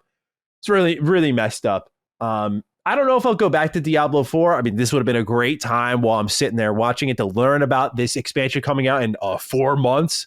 Actually, a little bit less than that now. And, get a feel for what will intrigue me that I'll be playing. Activision Blizzard, please listen to me next time. Please show up with gameplay. Thank you. But yeah, Vessel of Hatred, October 8th. Cog, any thoughts on this one? I know you betrayed Destiny for a while for Diablo. Yeah. So anything you're feeling here from the cinematic trailer? Just the fact that, Diablo 4, we have to give them their flowers. When it comes to cinematic storytelling, what made it dope was obviously the story of Lilith, right? And it seemed like we get some Mephisto energy here. Like you said, would I've loved gameplay of Vessel of Hatred? Absolutely. But what I saw from a narrative setting the tone of what the game's going to be about, and old girl got betrayed. She thought it was sweet. And she's like, yeah, this is what you wanted, right? Like, that was scary. That was eerie. So it made you uncomfortable, which I like. So I like the tone. I'm not worried about them, to be honest. It's Diablo. I'm not too worried about them. They're going to have their, what I consider Taken King moment with this kind of expansion. And as much as, we're not, maybe me and you haven't been, I've been, because of Destiny, completely locked into Destiny, you've been doing other things. They are having a resurgence right now, a tremendous resurgence, especially since it hit Game Pass. So yeah, this is going to knock it. I'm not even worried about it. It's going to knock it out the park when it just drops. They're just setting the tone. And yeah, next time, yes, when you're closer, we would like to know what some of the new mechanics and things that you're going to do in the game, but I can't get too crazy for right now. Well, next up. Let's get it. Next up, dude. Yes. Oh, you doubters out there. Ooh. People are eating shit right now, man. Yeah, I bet Playground's got the most smug fucking grin on their face watching people eat this gameplay up. Fable 2025. So many people last year when the gameplay showed off, whether they call us fanboys or not, we do not care. That wasn't gameplay, Cog. That wasn't gameplay, Matty. Yes, it was. And so many of their developers were out there going like, you don't think that's game? Okay, let's compliment to us. It's the best thing you could really say right now because it is. And so people are like, no, it's not. And so here they appear again with that fidelity, with that detail. Oh, it's real. And it looks way better than I think many of us anticipated. The scale, the scope, the detail in the environments, in the character models, the combat. Or bro, all I need to see is how your moral system will work. As a huge fan of Fable 1, love Fable 2, got a soft spot for Fable 3. Look, man, if you get that moral compass right, where I can be the hero or the villain, nice, simple dichotomy of choice. If you get that right, oh my God, this game is going to be generational. Like it looks so good. Don't want to get too far ahead of myself, but dude, wow, like I'm so excited for this one finally. Because this is the thing is like I've been holding myself back. It's a racing studio. We get the reveal trailers that are like 3 years. We see gameplay. Like, okay, like in fairness, if someone came to me and said like, yo, Matty, I get it. It was gameplay last year, but like I didn't see much of it. Fair. Totally true. Now we got to see it though. And I'm like, yes, I can finally be excited about this game without feeling kind of like I'm cheaping myself out. I can let go. I'm hyped for Fable, bro. This game looked amazing. What did you think? Again, it's to the point now. They have so much in tuck. Now it's like they fighting for the champion. Who's the champion? So remember I came into we had the the prediction episode. Me and you and Rand. I came into it and say, look, I don't even need to see you. I knew what it was. I figure I see you at a developer direct next year. Oh no. Y'all want a front-on playground? Y'all want to think this is not real? Let me show you what time it is. Let me show you what graphical fidelity looks like, what combat looks like. Let's show you in a town with other NPCs. Let's continue on this great tone of what it means to be a hero with this other character telling it from another perspective. It was such a looker. That engine is so phenomenal looking. Yeah. Like, I don't want to hear it from nobody. And don't let nobody steal your joy. I'm telling you right now, because my joy was up. I was like, oh, they out here smacking people in the mouth. Like you thought we wasn't doing that? You thought this wasn't that? Now what? Now all we got to do is execute on the classic Fable tropes, the storyline, questing, the actual core gameplay. But as far as the essence of what it is, oh, I am not worried. Like, they've got it down, and Playground is cooking right now. So I will have to. Right now, Playground, I see you, bro. I see you. Like, you try to let me know there's a champ in town. As far as, like, I always have my little in battles of who the best studio, right? Yeah. Playground is like, don't forget who I am. Right? They keep smacking me. All right. Forza, all right. Fable, okay. I remember now. My bad. You know what I'm saying? That's what Fable keep doing. You keep calling, put respect on my name. I'm one of those guys. You talk about Coalition, you talk about Obsidian. I'm one of them guys. Okay, Fable. My bad, Playground. Y'all got that. Go swing over there, and we see you, and hopefully next year, whatever it is. Well, did we get a year? We got 2025. Yeah. And they threw the 2025 on it. Boom. We're coming next year. What's up? Yeah. Okay. Y'all popping off. I apologize. Y'all looking for the title. I get it. You want to be the best dude in the building. I understand. You made a strong case. Yeah. Salute to Playground Games. Yeah. Looks really good. Next up, bit of a shift in tone here. I'm interested to get your thoughts on this. Hero shooter, 5v5 rule-changing hero shooter, FragPunk. For those who don't remember what this is, because at this point in the showcase, you're getting a lot of games that are unrecognizable newer names. So I'll try to describe them. This was the first-person shooter, like I said, hero shooter, 5v5. You got the cards in your hands. You would like snap them, and like grass would appear, or you change the map into like this demonic pit, or you change the weapon you had in your hand, et cetera, et cetera. I get people are kind of tired of hero shooters, and I think I am too. But at the same time, dude, I think I jumped the gun a bit on Concord. I saw it. I went, this looks fun. Then I learned more, and I went, I jumped the gun. I jumped the gun. On like, Concord? You jumped out the window?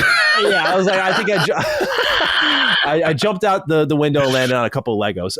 Yeah, it wasn't great.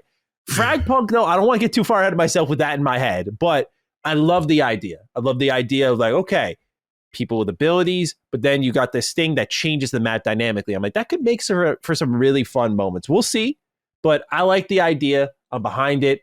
I was surprised for the type of game it was. Like all the games that made their way into Game Pass, no Game Pass here. Just 2025 release. I was like, okay, bet on yourself. Cool. Cog, what did you think of FragPunk? Yeah, I'm with you. Again, one of those things. Tap came there, like, what is this? Like, very unique. Because at first I'm like, is it a card-based game? Then I'm like, no, it's a hero shooter. Then they pull out cards to make people's head big. They're doing all these type of things that affect the gameplay. And then I found out, oh, it's NetEase, who's actually been cooking a lot lately. You know, we actually got a chance to go hands-on with Marvel Rivals just recently. And beyond impressed with stuff that we say there. So, and you know how I feel about Naraka Blade Point. And remember what I said, the NetEase and Xbox relationship has really grown tighter. It continues to evolve. So to see that on this stage, I was surprised no Game Pass back, but I like the stylized look. And I'm willing to give it a try. I mean, to me, they're doing some cool, unique things in the space. Let's see if they execute. Obviously, we got to get more gameplay stuff from that. But from what I saw, it looked fun. It looked really fun. I'm like, all right. Oh, well, I keep my eye on you. It's one of those, all right, you did enough to make me say you ain't just a run-of-the-mill, everybody doing what everybody else is doing. You're trying to put a unique spin on things. So, yeah, salute to that. We'll see. All right, Cog. Well, after that, we get Winter Burrow. This is early access 2025, day one on Game Pass. This was the game with the little mouse that was crawling around, knitting in his rocking chair. Survival game, but you're a mouse. Very cute. Cog, is this game not peak, but is it squeak? This is definitely Cog shouldn't be invited to this party. Kids table. This is the Chuck E. Cheese section of the show, not for me. But salute to the little mouse game. Who knows? The game might be fire. I shouldn't disrespect it, but it's just not for me. This the type of thing. The cuteness faction was a little too high. Yeah.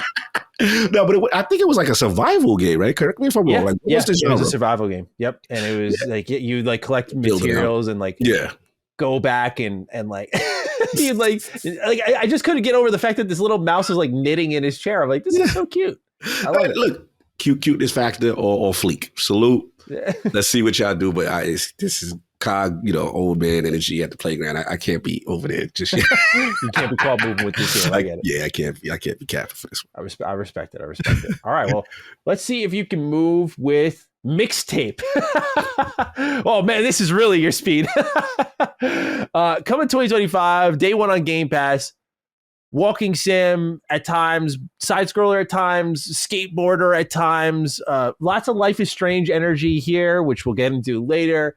But I might have been more into this game like 10 years ago personally, but there's, speaking of Life is Strange, there's another announcement in this showcase that, we'll talk about. But Mixtape, yeah, just not my speed. Not a bad looking game, just not something I could see myself going like, yeah, I want to go play. Even with Game Pass in the mix, I'm like, yeah, just not appealing for the amount of time spent on it. How do you think? I mean, for me, this hit like nostalgia vibes for me. So I'm seeing the bands they got listed and stuff like that, and I'm like, it just feels like this is definitely a card game. This is like, what is it? 3 wayward kids cutting school, driving around, a little bit of Life is Strange energy, a little bit of Stranger Things energy with supernatural stuff. It at first when I was looking at it, like, okay, where are they going with this animation?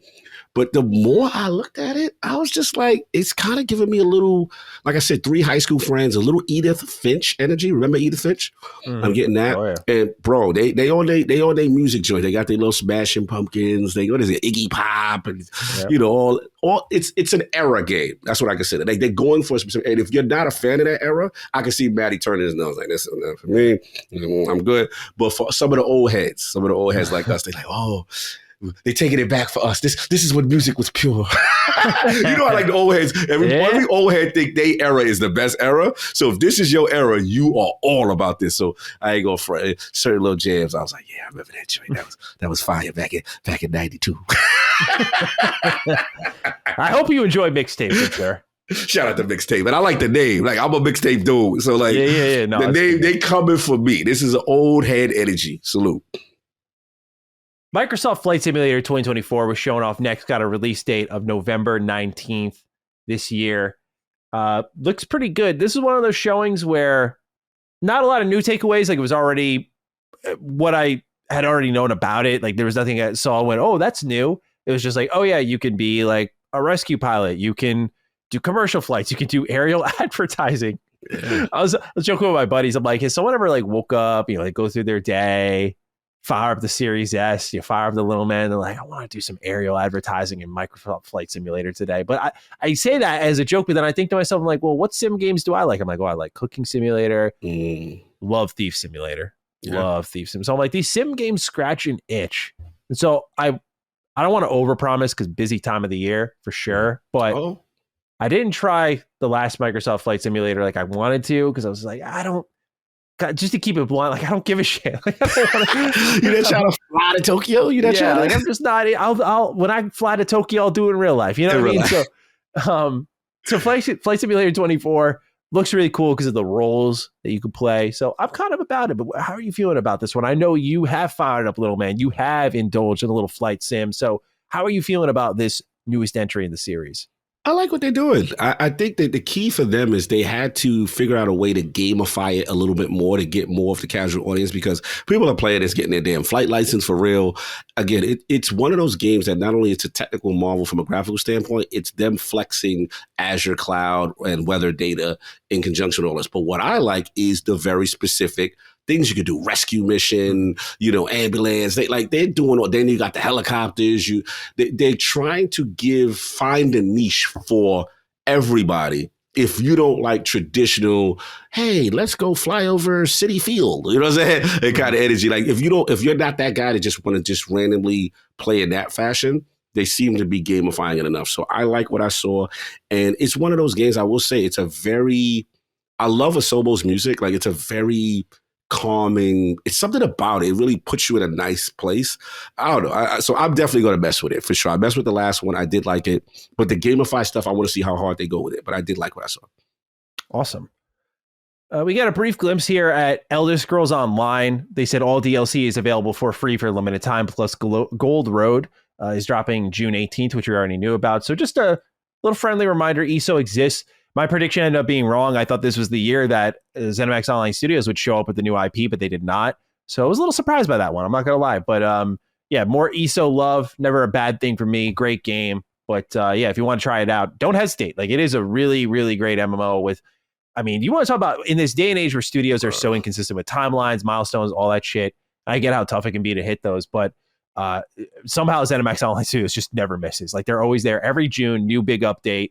Go check it out.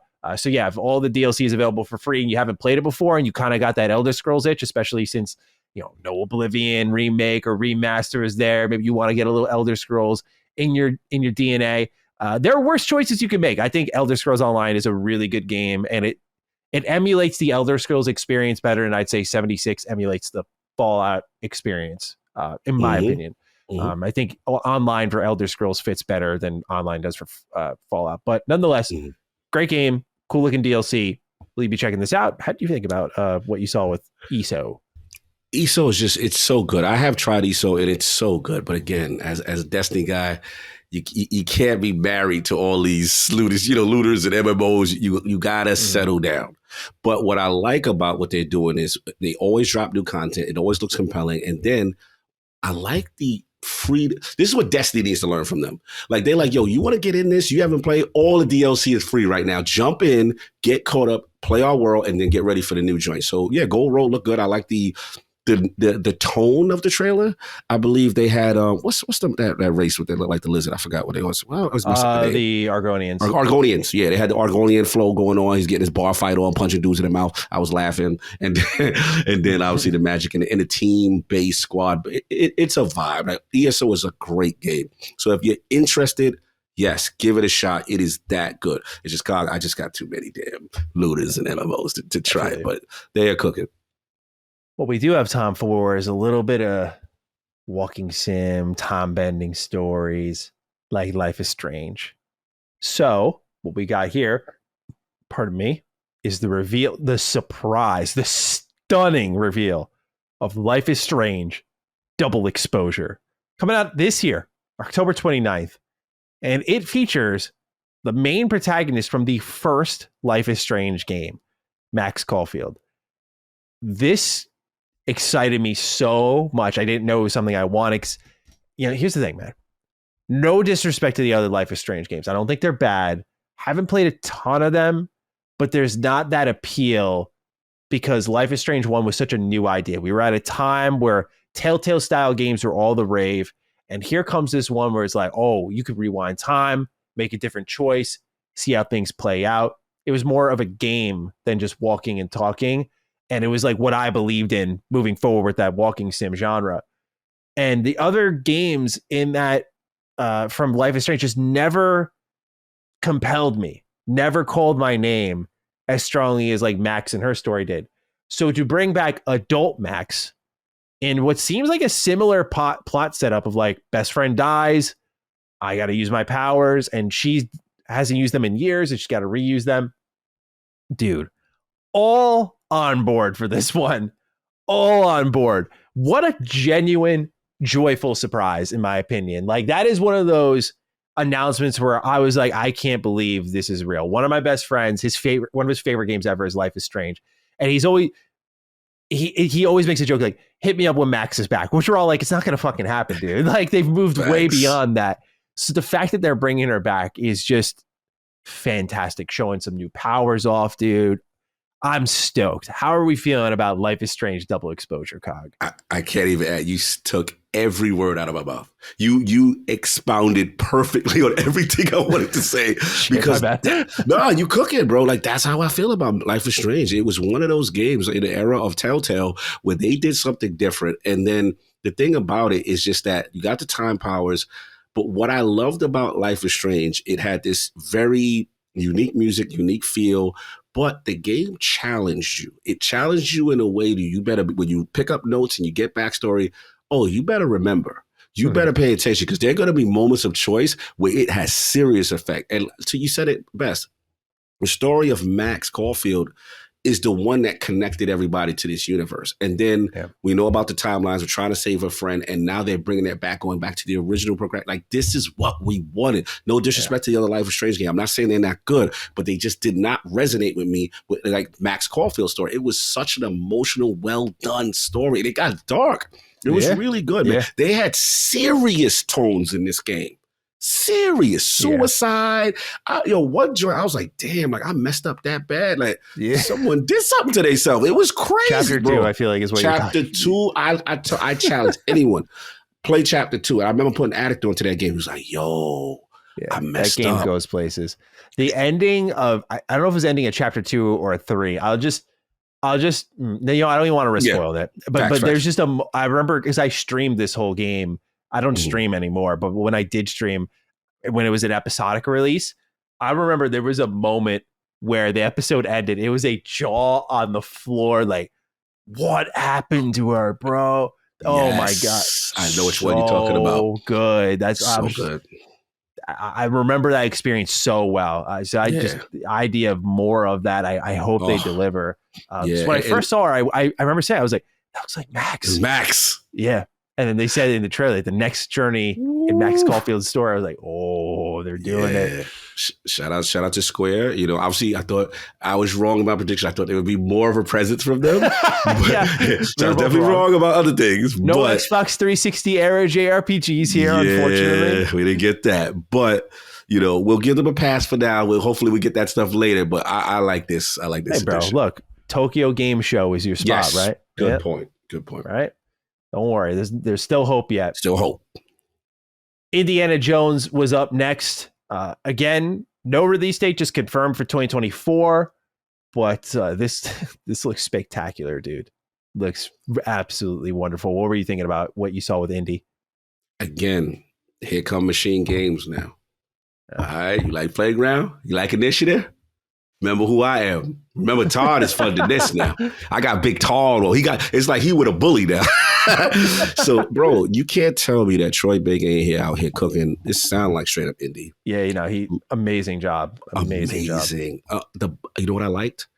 The nice differentiation in biome. We got the snow area. He's messing around. He's trying to get the thing out, the stone out of the hand. We had the classic tropes of indie and the jokes and the stuff, but it just looks so damn good. This engine is just silky.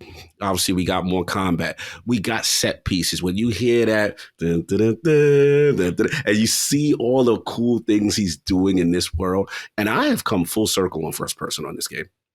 Oh, okay. Nice. Bro, I've come full circle. Like, obviously, I'm a hashtag just one dude, but I think they're able to do more unique things. I like grabbing dudes up for the collar and getting the beat down.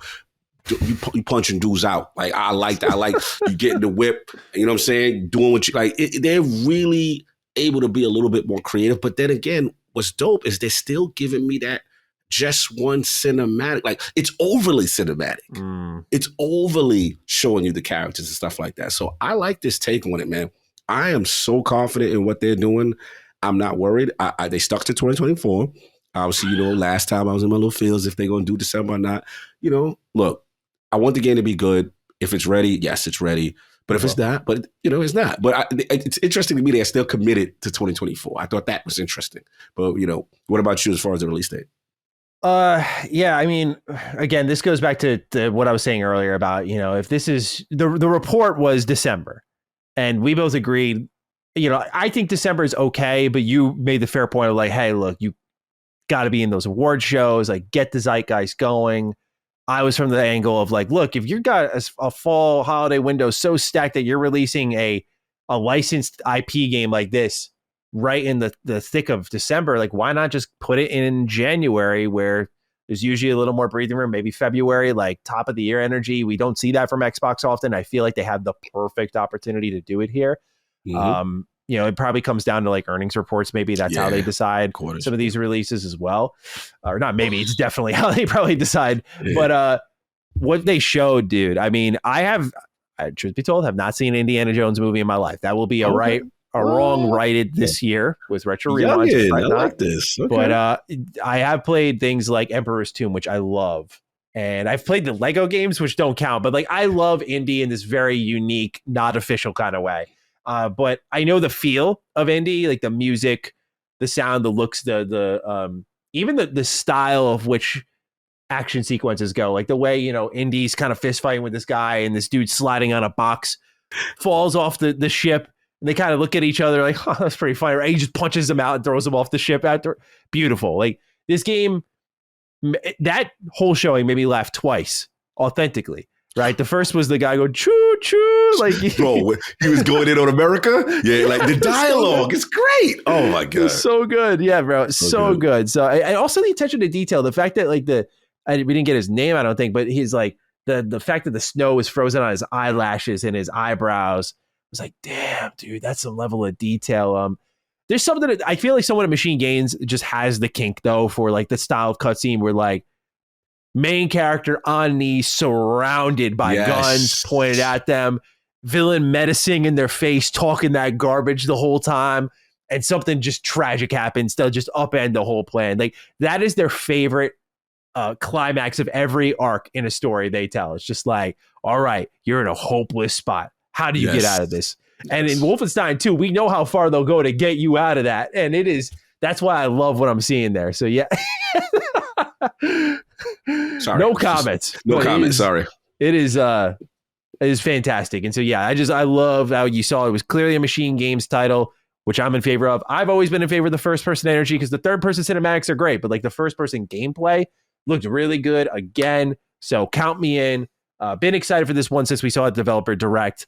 And I know it's dropping this year. I remember when we saw the developer direct, I was shocked it was dropping this year. So if that did slip early 2025, wouldn't hate it. Wouldn't be too surprised at the end of the day. And again, the only reason why I'm even mentioning that stuff, if it's ready, it's ready. But I'm so impressed. It has goatee energy. And that's why I'm pulling for them. I want them to get their flowers. Machine Games deserves their flowers. I want them part of the conversation as a nominee. If they execute the way I think they are, that looks like a Game of the Year contender if they nail it. So I want them in that conversation. So selfishly, if you want to delay, you need a little bit more time to polish. You just need a little bit more time. You know what I'm saying? You want to push that bad boy just a month. Late January, early February. I'm telling you, 2025. Here's the thing, dude. Whew. Let's say, we're getting really ahead of ourselves, but let's go. Think of Fable, and then you got indie in the same year. Is Xbox compete with themselves at this point? Bruh, that's what I want. Remember, I told you the key to this turnaround is quality games, consistent games, and that's what I see. And right now, they at that point, okay, where you going to put stuff at? That's just where we at right now. So it's a beautiful position to be in. But yeah, shout out to Machine Games. Didn't expect them to be there. They did. I thought we could have waited for a developer director towards the end, and I would have been fine. But they were so cocky. They were like, "Bro, we still got more to show you." So yeah, salute to them. Next up was Mecha Break. This is coming in 2025 with a beta this year. This is a multiplayer mech game, armored core, but more frenetic and chaotic than I think you could ever imagine if you didn't catch this one. I thought this game looked really fun. Especially like the on-the-ground melee combat between the mechs. Super silky smooth, fast and flashy. Intrigued me. Definitely want to check it would love to see what it looked like with the UI active and how chaotic that gets. I was very curious, like, we were seeing gameplay, but I'm like, what's the player experience? Because there was a lot of times you were like flying in the air as a ship, shooting all these different missiles out, dodging and stuff. And I'm like, this is so fast and chaotic. Like, how are you even aiming? What's the targeting like in this game?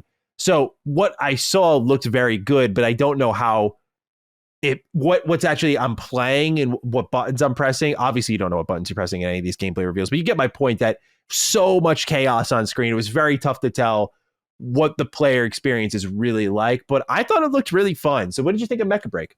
Same. I've never been at this. I've always had a soft spot for some of these like mech games. And I remember from back in the day with the Metal Gear pack-in with what was a game called Zone of the Enders. And I used to I love those stylized mech games. It gives me a lot of futuristic Transformer style energy where you transform for your ship to your mech kind of thing. Combat looks good. Looks like he was getting their sword on. But fantastic point, which you made. Like, I love the dog fighting. I love that aspect. But now I need to see you with that UI. What am I controlling? What am I doing? And this actually showed at the Keighley's. before. Me and King pointed that out. That was actually a game that they showed the Keighley. So it was interesting to see it again show up on Microsoft stage. And yeah, I thought it looked great. I want to learn more about it. I like these games. That's been a guilty pleasure of mine. I haven't played these type of games in a while, but this looked good enough to make me say, yo, I would try something like this if they nail it. Well, what we got next here is one of my favorite games of the show. Day one Game Pass, Wu Chang Fallen Feathers. This is a action-packed Souls-like again. It's set in what's defined as the chaotic final years of the Ming Dynasty. This is, I think, a Chinese developer as well, who's now working on a Souls-like here. And I've just, dude, wow! Like the at first when the trailer opened and I saw her kind of slash across this creature, I went, okay, it looked a little.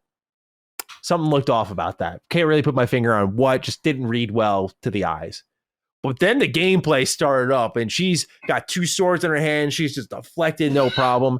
To get this right after what we saw at the end of Summer Games Fest with Phantom Blade Zero and still think like this looked amazing is a real testament to the quality we saw on display there. We saw her wielding lots of weapons, lots of different abilities to deflect, to dodge, to get around, to attack. They again, someone at Xbox got their finger on the Souls-like genre, and they just know what to pick out. And holy shit, this looks really good. So what did you think of Wu Chang Fallen Feathers and Cog? Will it make you bend the knee to the Souls-like once more, like you did with Liza P? I gotta try. They're coming for me with what I consider like that again, that Lord Cognito Shinobi energy. You know what I'm saying? When you give me that cool, Japanese style motif and the ambiance, and then the character, female protagonist looks absolutely dope. She's affected by some type of disease or spiritual that gives her immense power. Her eyes are like her red. Eyes didn't mess, so a nice little twist to it.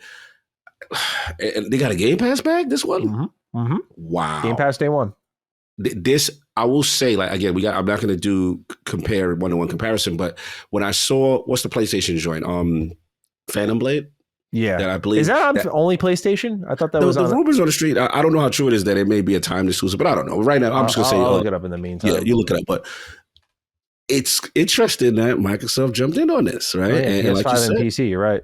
Yeah. So like to me, it's like, man, like this seems like, okay, y'all got that? We got this, kind of thing. And I'm just like, I'm cool with this. This looks absolutely dope. So again, I will give it a shot just because of the style. I'm probably going to beat two bosses and stop. But in fairness, I don't want, that type of stress and misery in my life. But the game looks absolutely cool. I love what they go for. This Souls fans, y'all eating. Y'all eating, bro. It's so much to choose from. The plate is full.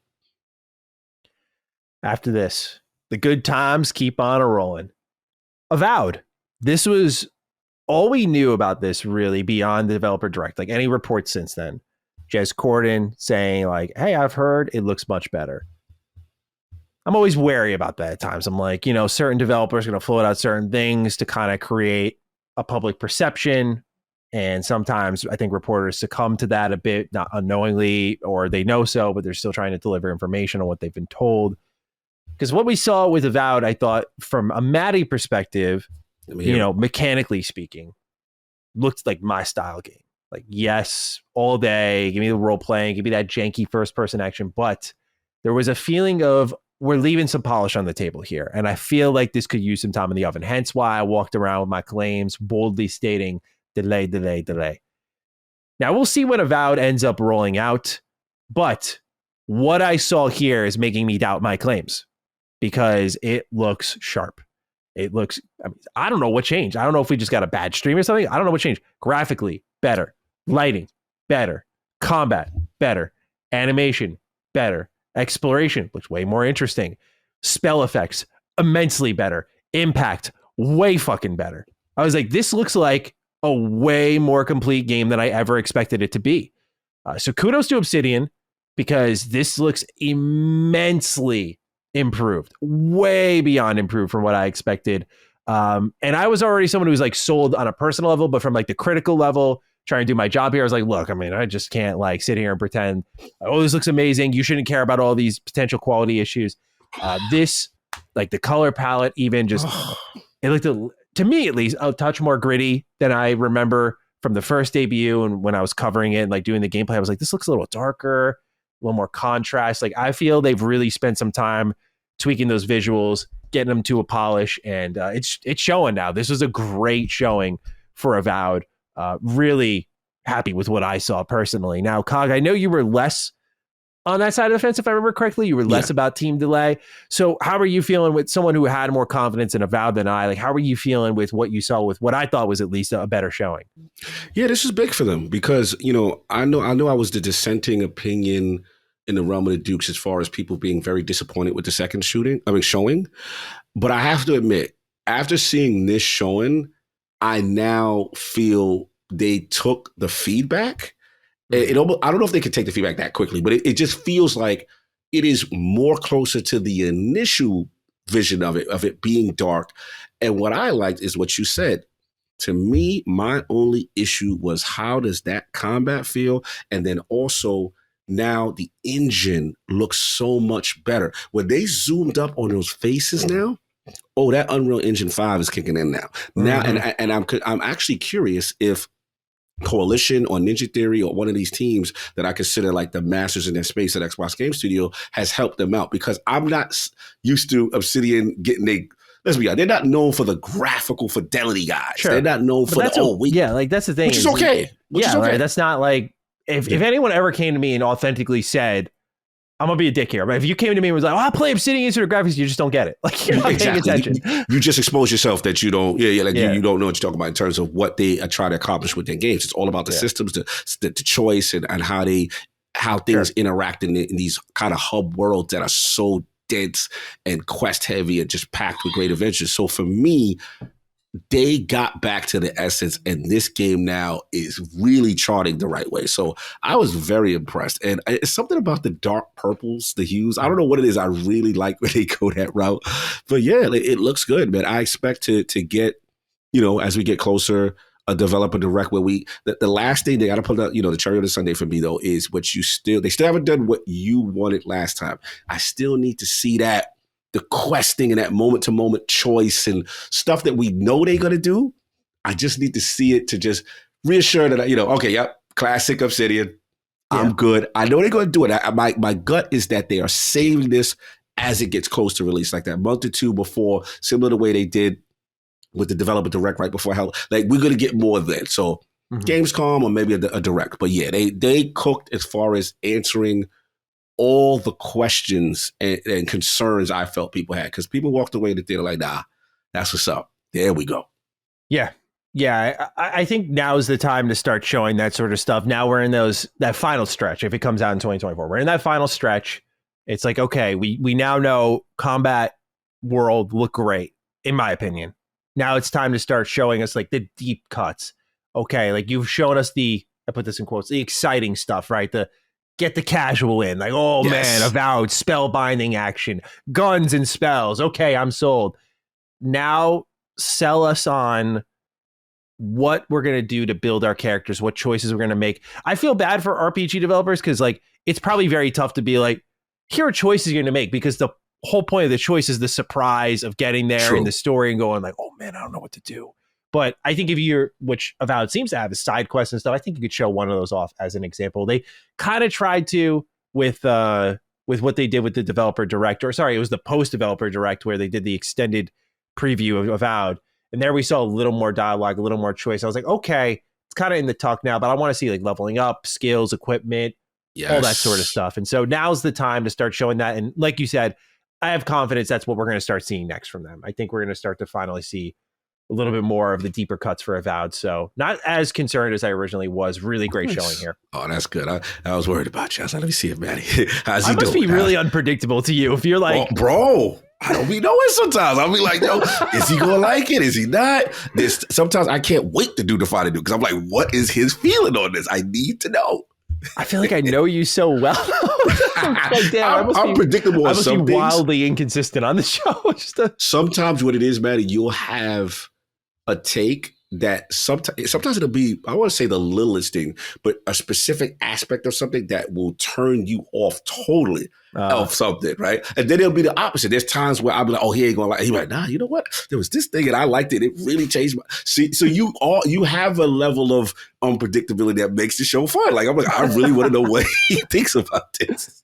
People get so pissed off about my taste. Oh, stuff. bro, they hate it. Yeah. Somebody wants to be, make sure he's smiling, make sure he's happy. I'm like, he's all right. They want you happy. They like happy. People are worried about my health, my like happiness. Yes. Wow. People were coming up to me. I ain't gonna say no names, but we were talking like, yo, we just want him happy coming into this show. I was like, he gonna be all right. He just feel how he feel. We disagree on one thing here and there. Yo, that is the funniest shit of all time. Yeah, bro. They be what you happy. I'd be so curious who that is, but it's none of my business. I appreciate you keeping it confidential. We'll keep it low. We'll speak after. Afterwards, we got Atomfall, 2025 game, dropping in Game Pass. It's from Rebellion. This is kind of like a post-apocalyptic game with also, it's first person. So there was like bow and arrows, but there was also guns. There was mechs. There was almost like a cult, it looked like. It had almost like a mixture of fantasy and sci-fi, but also post-apocalyptic. Very, very cool looking game. Don't know much about it, but we saw what looked like almost, I don't know if it was like a British telephone booth or something like that, but yes, at the very tail end. So maybe an indication of like the setting or something like that. But hey, look, post-apocalyptic, first person, sold. Yeah. So I really liked what I saw here. Not the most impressive showing, but like intrigued, interested, knowing it's in Game Pass, enhanced that a little bit. So I was like, okay, I'll definitely want to try and check that out. What did you think of Atomfall? Very intriguing. Look like some kind of time jumps going on back and forth. I would almost consider some of the robots. They a lot of Fallout inspiration. I felt. Mm-hmm. What is it? What you call them? The automatrons? What's the little joints? The little guys? What they call the Protectrons? Yeah, the Protector. Yeah, those guys. Yeah. Like I got a little Protectron vibe, but like bigger. You know, cannot compute. You know, that kind of energy. You know what I'm saying? I thought it was dope. It was a nice, unique mix of future fantasy and then also like this wasteland kind of thing. So sure. I don't know where they're going with this game, but I will say it had enough in it to intrigue me to say, okay, you Game Pass, I got to check you out because you're doing a bunch of unique things that I thought was interesting. Nice. All right, Cog, the Shinobi. Got to get your take on this next one. Assassin's Creed Shadows has shown up, gameplay reveal. November 15th is the release date. As a lover of the Ghost, how are we feeling about what we saw here from Ubisoft? We saw a little bit of both protagonists, so some stealth gameplay, knocking out some lights, saw some action combat, a little more visceral. What was the feel here, Cog, for Assassin's Creed Shadows? Good. I think for me, this was the approach I needed because shout out to Yasuke. We understand what he is, but obviously I'm the Shinobi. I have an affection for the stealth, the rooftops, stabbing people through the bamboo, you know what I'm saying? Like through the wall. Like, and I'm gonna butcher her name. Nanoe, I believe is the character I can't pronounce.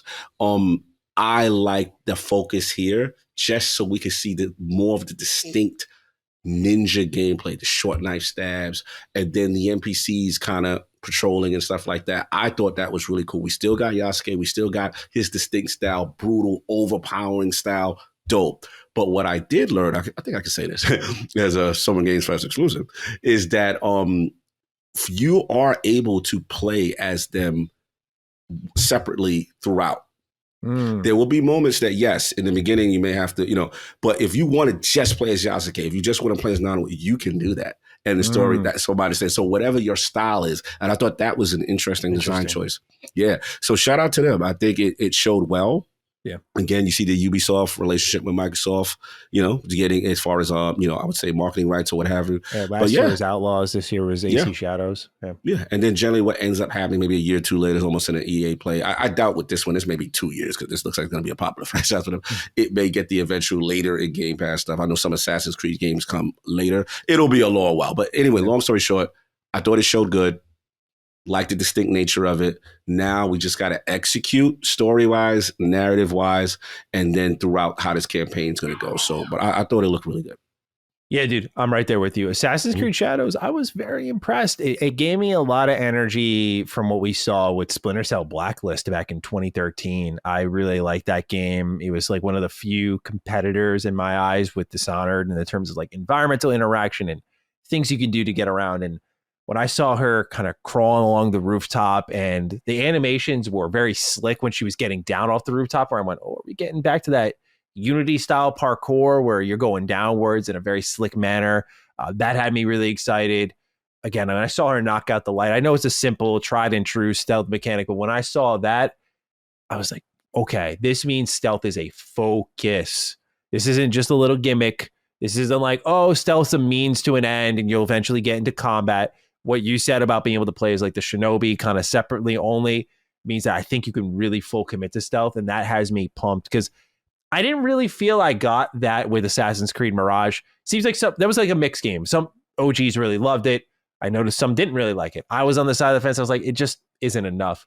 But Assassin's Creed Shadows really looks like the answer to what I've been looking for from the franchise, not in just setting, but gameplay elements. So very, very excited for this one. November 15th, I got it marked on my calendar. Will 100% be playing. By the way, I love that day, November 15th. It's a great day. Yeah, I know, right? Happy birthday to you. Thank you, sir. Thank you.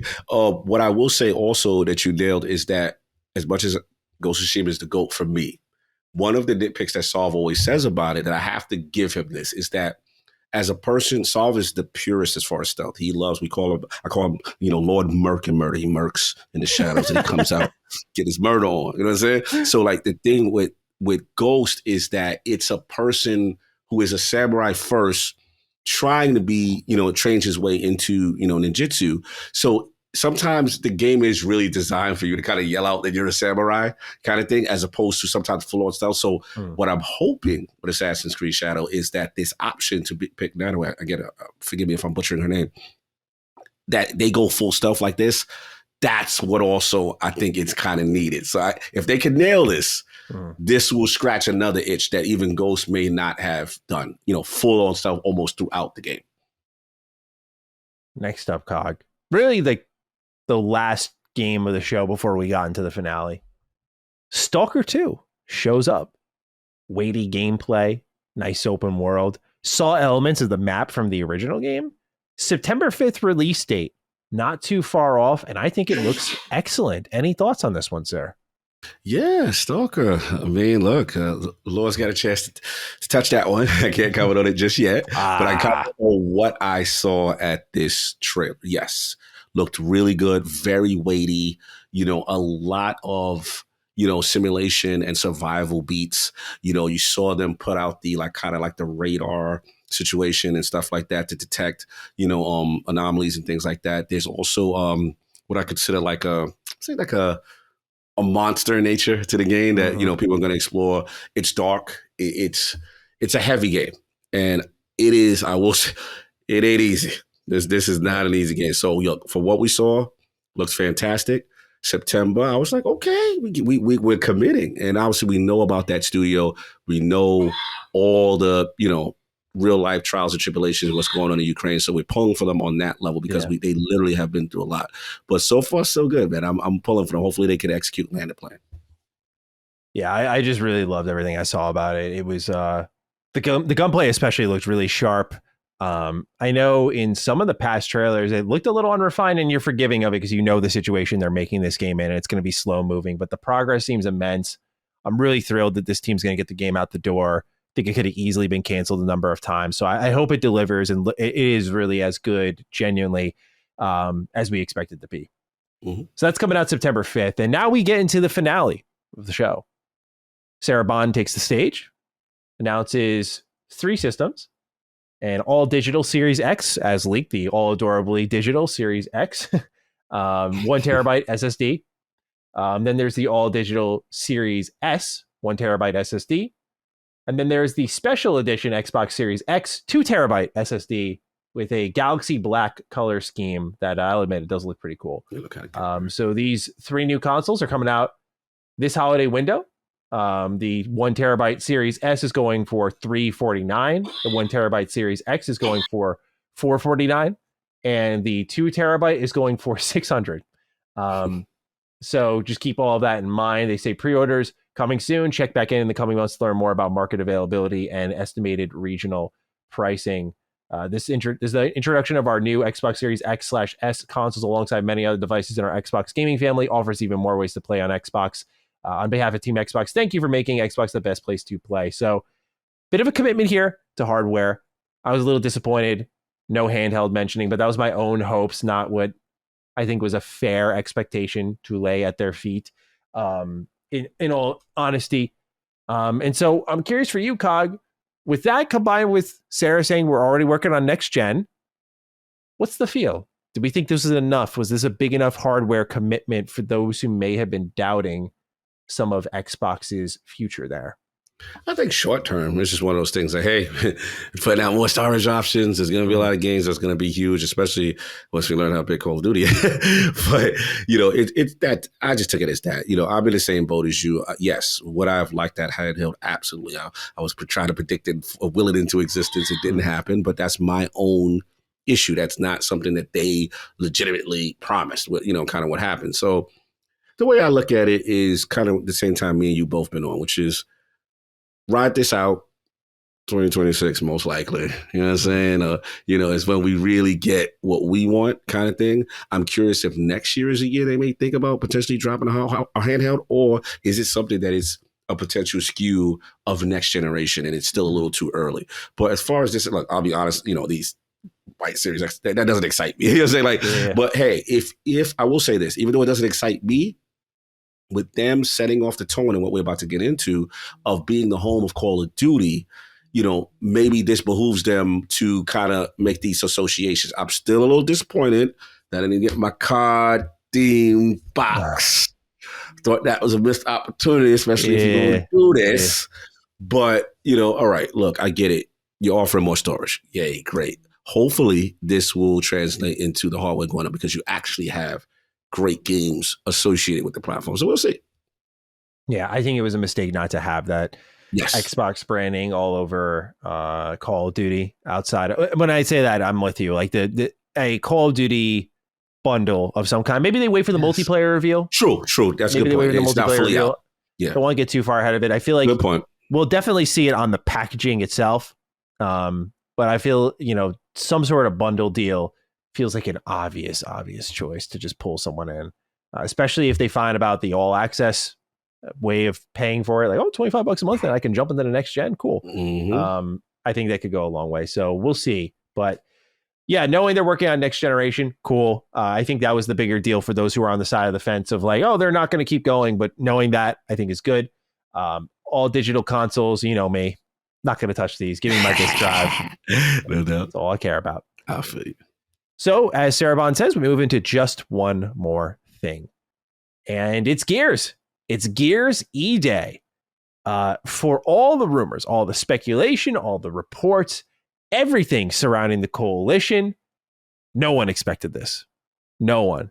All we heard was Gears Collection, Gear 6, Gears Collection, Gear 6, Gears Collection, Gear 6. Gears E-Day, a prequel story featuring Dom and Marcus with the day the invasion happens. Oh man, this is I'm of two minds of this. One, classic Gears fans, this is amazing. Dom and Marcus back.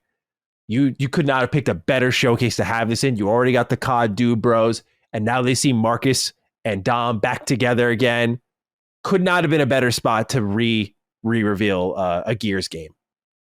Two, love seeing Coalition in the spotlight. All we hear about them is how they've assisted some other team in the Xbox studio. I was very happy to see they got the show closer. They got to end things off. Three, I love how everyone was wrong. Gears 6 seems so obvious. So here we are with a Gears prequel. 4, feels a little cowardly, and I gotta be real with that. Gears 5, massive cliffhanger. Lots of people wondering what the answer is there. They have said in a separate statement that they are going to do it, that they are going to do a Gears 6 eventually, but that this was an opportunity too good for them to pass up. And I respect and understand that. At the same time, I will call it as it is.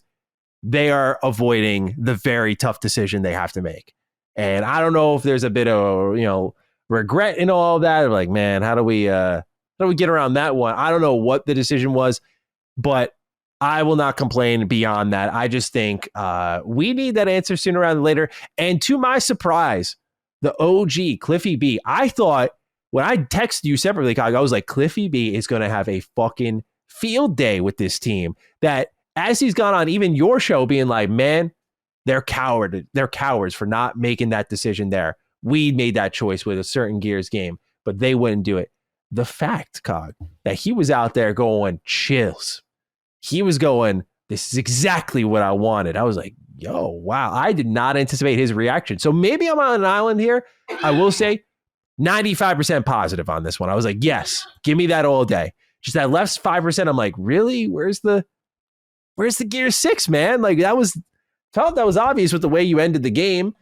So Cog, how do you feel about the Gears E-Day reveal? No release date, no window, nothing. Just, hey, it's coming. It's a prequel game about E-Day. How are we feeling?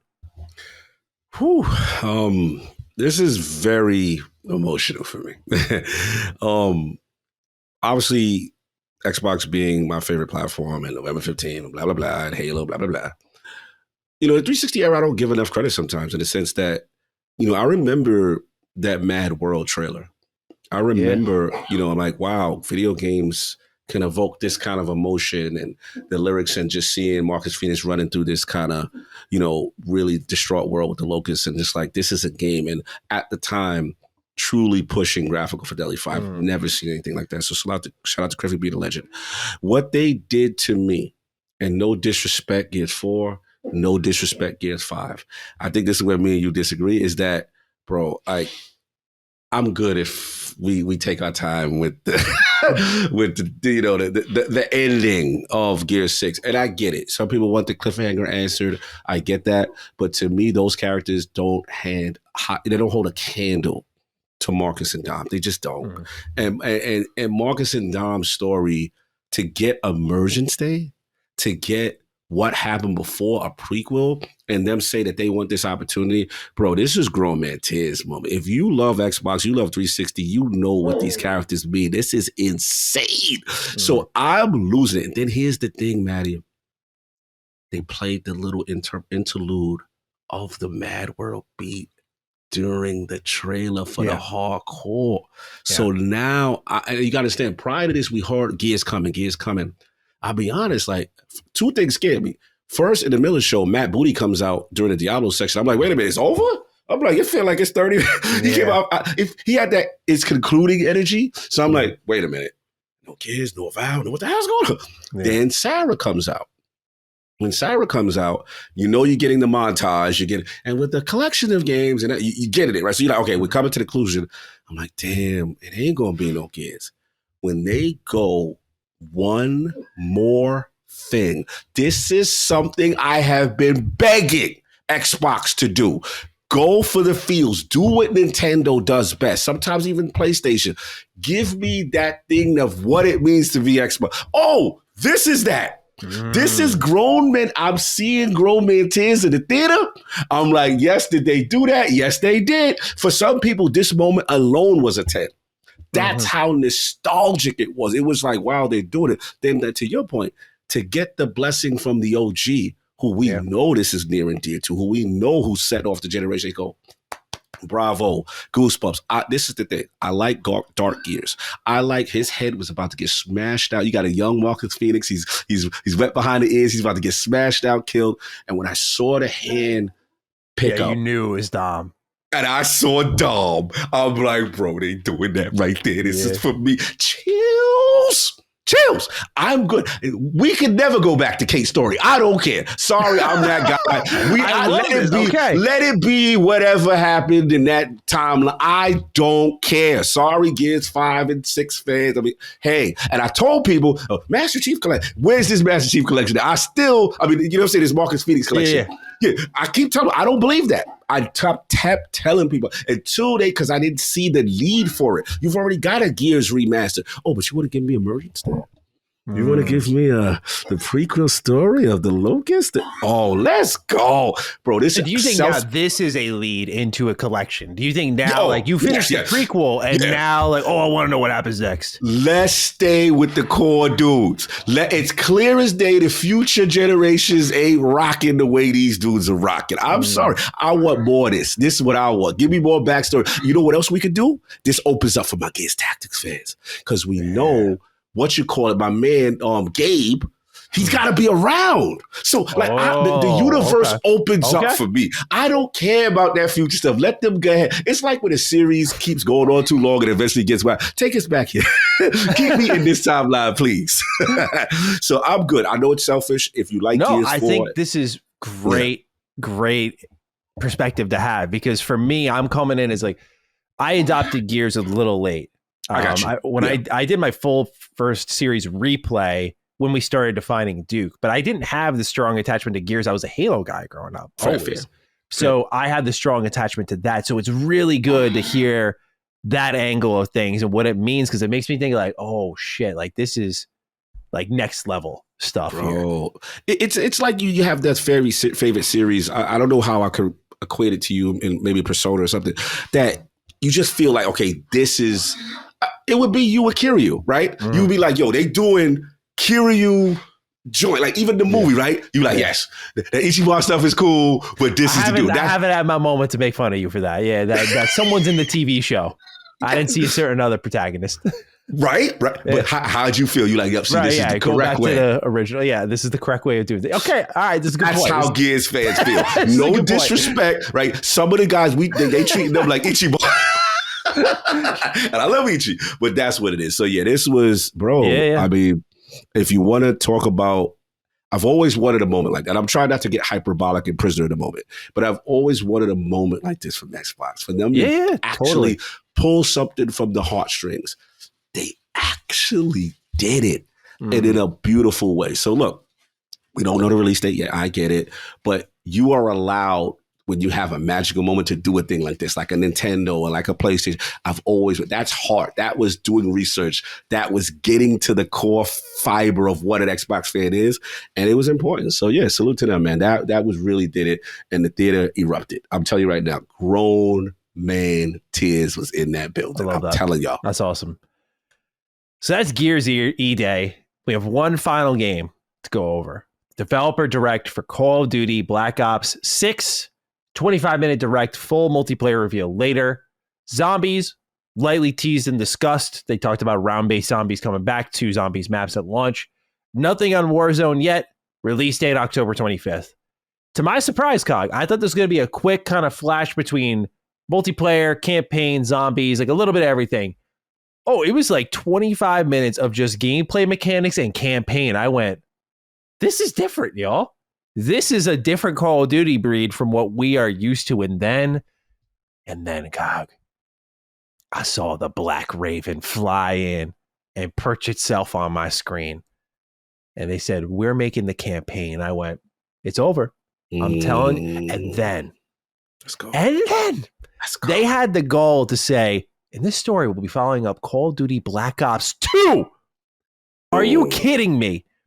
That is one of the best ever, if not the best ever, Call of Duty campaign. And I love Black Ops Cold War. And so you know what they did? Hey, let's bring Adler back into this story. Bro, unfucking believable. This is a god tier setup for a Black Ops story if I've ever seen one. I have not had this much genuine enthusiasm for Call of Duty since I was in fucking high school. And I tricked myself that every year it was going to be different. The omnidirectional movement system, Cog, I can go on. But please, bro, I want to hear from you.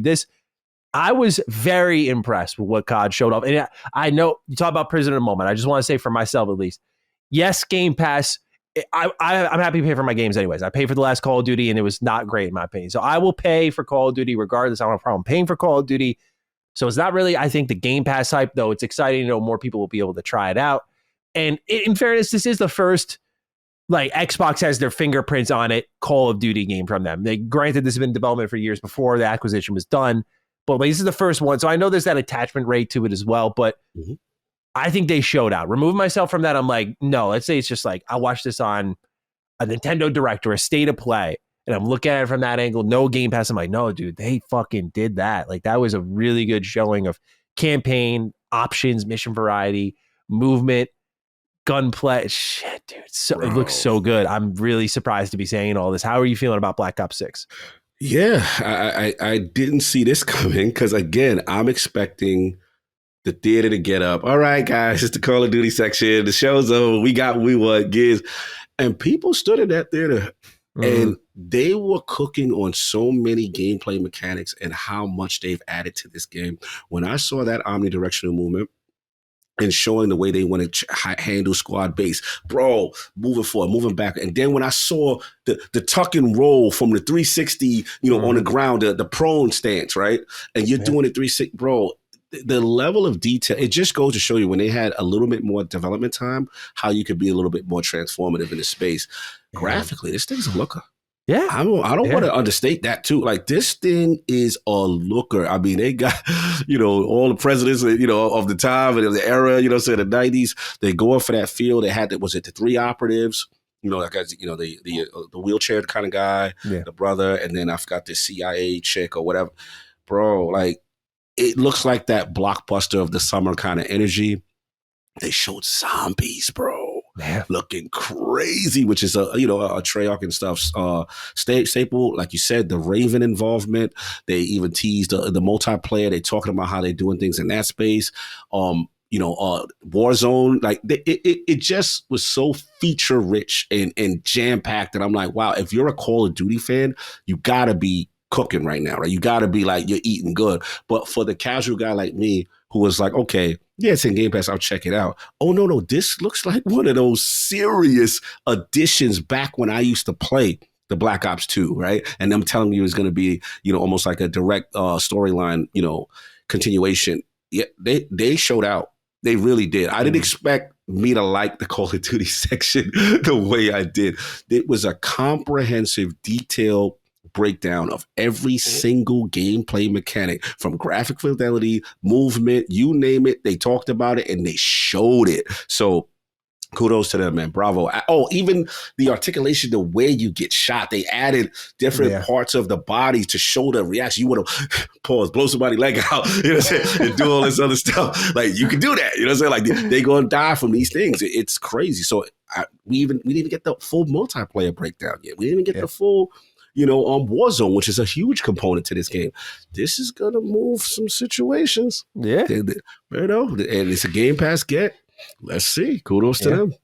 They brought back the Prestige system. I don't know if you caught that one, but that's huge. A lot of people were very pumped about that. That shows how disconnected I was from COD, though, because I thought that was still a thing. I'm like, why would you ever change that? Get rid of that. Yeah. So they're bringing back the 10 prestige system, and then there's like a legendary ranking system afterwards, where you unlock all different sorts of things from that point moving forward. But what's funny is I feel like this movement, that system that they've added in, is the first real evolution in Call of Duty movement we've seen, in my opinion, since like the prone slide and the dolphin dive.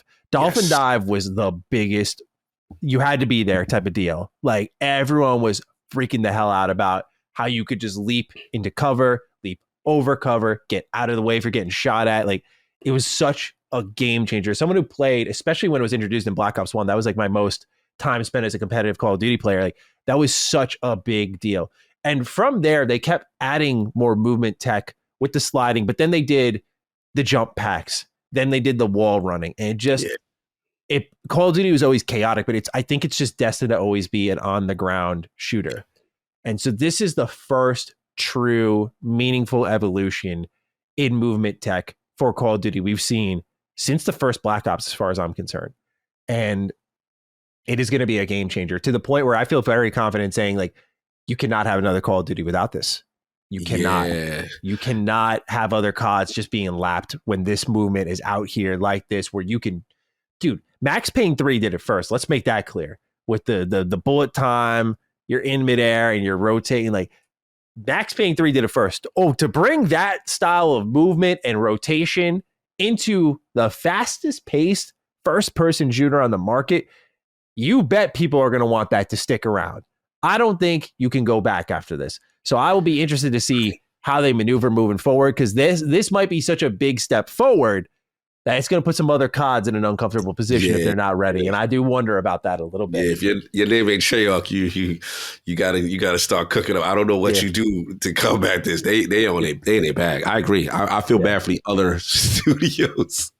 Yeah, I mean, but they picked the perfect time to do this, right? There was games maybe they could have done a developer direct for, but they really picked the perfect time for it, because who knows? I don't think next year will be Call of Duty. Maybe they'll have other years where it's Call of Duty, but for the foreseeable future, like I think, there are other Xbox first party studios they maybe want to spotlight. Like COD can always speak for itself. So maybe you give the developer direct next year to, like I mentioned, Fable. Right. So if they were going to pick any year, this felt like the right year. Because for me, as like a original massive player of the franchise, like these are probably Xbox did this thing where you're able to load up your playtime for like your most played games, and all 5 of mine were Call of Duty, because that is how much I played COD growing up in high school. Because I was like very serious about growing into like a competitive gaming career. I like won some money at it, and I was like, oh, I love video games and I like making money. Like, okay, cool. But then I got burnt out. I was like, I don't like this. I like single player games and stories. And so, well, here I am. So there is that idea of an alternate reality where I'm out there sweating Call of Duty still. But yeah, dude, like I just think about that large gap in time and how what they've shown off today feels like the first big evolution where perfect time to really go in and say, like, let's do a direct on this. Because I don't want to say it was now or never. They could have gotten away with it other years maybe, but it feels like this was the perfect time to show off a COD that made some meaningful steps forward. And so we still have more to learn, more on the multiplayer, more on the zombies for sure. But it looks really good. And what did you think of, real quick, the movement with the button inputs kind of being removed? Like you could just keep running forward and mantle. I did peep that. Sprinting. I think this is really underrated, where part of me is afraid, like, oh, I'll accidentally mantle mid gunfight. That's my worst nightmare. On the other hand, if you're playing on a controller, now you don't got to take your thumb off the right analog stick to press the face button, so you're always ready for a gunfight. That's a huge difference maker. Absolutely. And then also in the world of accessibility, right? That's also something that also assists. But yeah, I thought that was really cool, because what it is they're trying to really revolutionize gameplay and make those barriers go down. So that to me is a mechanic I didn't see coming, because that is a big part of Call of Duty, the traversal, getting through, and all that takes your hand off that trigger, right, to get into it. So I thought that's dope. I like it. And I believe they're even giving options. So if the vibe I'm getting is like, hey, if you don't like some of these things, you could go back to the way it was. And I love that flexibility. Same. So Cog, that was the Xbox Game Showcase for 2024. And as we both already agreed, really good show. Really good show from top to bottom. Very little to complain about. Anything I had to complain for was a nitpick. Like I think the biggest complaint I had in a major way was like, oh, Gears being a prequel instead of a sequel. But otherwise, I mean, who gives a shit? Like when I'm playing the game, I'm not going to fucking care. So yeah, man, what a show. Any final thoughts as we wrap this one up? Yeah, man, absolutely fantastic show. The Xbox community needed this, and again, not to toot my own horn, but I told people, I said, look, at the end of the day, look, I get the frustrations, I get the mixed messaging. I'm not going to sit there and minimize that. But what I always try to tell people is, don't let anyone steal your joy if you actually see the games and have the games and you're having fun with what you're playing. And that's how I always visualized it. I looked at last year, I said, hey, great song, strong year last year. This year, even better. And I knew Call of Duty's coming to the service. But what they're proving to me is that class of 2018 is really starting to cook. They've got so much in the tuck and so much quality. And then we talk about, there's still stuff they didn't even show, right? There's still stuff that we thought could be there that wasn't there. So you got all these things, and it's just like, man, like, it's really exciting. But I really was impressed by so many games. And now I feel like the Xbox Game Studio portfolio is so strong. There were like 5 moments, like I said, Playground doing what they did, Initiative doing what they did, Compulsion doing what they did, right? Avowed, I mean, Obsidian getting back on track, getting to where, like, it feels like, okay, they got stuff, you know what I'm saying? Like, they got stuff. And you could make an argument that Blizzard didn't show out as much as we thought they did, right? You know what I'm saying? Kind of thing. There's still stuff in the tuck. So, look, what does the kid say? We eating good over here, bro. We eating good. There's a lot to play. So if you like games, because I think that's what we all do this for, you ain't got nothing to worry about. And I'll continue to toot that horn. But yeah, salute to them. Fantastic show. Absolutely. I agree. And for someone who is on the other side of the fence, right? A lot less confident, a lot more worried about the future of the brand. This is a good reminder that the output is pretty strong from them. And as long as the quality measure continues to raise, there should be no concerns in the sense of like what games we're getting and how good they are. I say that because I should have mentioned this way earlier in the show when more people were listening, but when I saw South of Midnight, that was the first game I saw in that show where it felt like Xbox has been publishing really good stuff, I think, for the better part of this generation. You really look at Redfall as the only blemish, in my opinion. Otherwise, I think everything they've put out has been at least good. Yeah. But when I saw South at Midnight, it was that feeling of, wow, they're really turning a corner here. Like, this looks great, high quality, like extremely good. And then I saw Fable and I went, yeah, like they're on. And then you see Perfect Dark and I'm going, okay, the incline is there. Because if you look at the start of the generation and how things were going, things were good, I think, in a great spot in many ways. But for some people, there's been misses. You know, I look at Starfield was a miss for some people. Redfall, of course, was a miss for many of us. Maybe games like Halo Infinite support were a miss. We can debate those quality issues. I think they differ from person to person. But when you look at the actual games themselves, the production values that were put into these big exclusives that they feel the biggest they ever have, the most important they ever have. And for me, as a fan of the platform, it was good to see that not only near term, but long term, because now you're starting to get a cadence. Last year's showcase was a lot of 2023 stuff that was also filling in 2024 stuff. Then we got answers for the direct with 2024 stuff, more of the 2024 stuff in this year's showcase, plus 2025 stuff.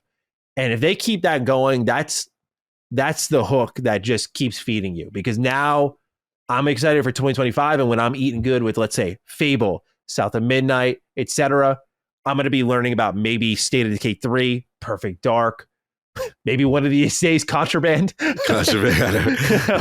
I was kind of surprised that wasn't there. But there's just so much good stuff coming around. And I do think the quality is getting there where I'm not going to take back what I said, because I am still extremely frustrated with how management handled things. But I'm also a believer in, like, I'm not going to be a stick in the mud is what they call it, right? Like, I'm not going to sit here and just continuously berate. I'll hold them accountable, but I'm not going to sit here and continuously trash them. This, for me, felt like a good start of the reset button. Like, okay, we put a lot of this bad shit this year behind us now. We've made things right here. You got great third-party partners, great Game Pass games. First party's looking really good. There is a reason to be optimistic. And for me, I think some of the doom and gloom surrounding the brand, I don't think was overplayed by any stretch of the imagination, because that's what I saw a lot of. And I'm like, miss me with that, dude. They just shut down 4 studios. Like, I think doom and gloom is completely fair in that energy of like, what are we doing? Not is Xbox. I was never a believer like Xbox is going to go away, but like, what's the plan moving forward? What's the feel of this brand moving forward?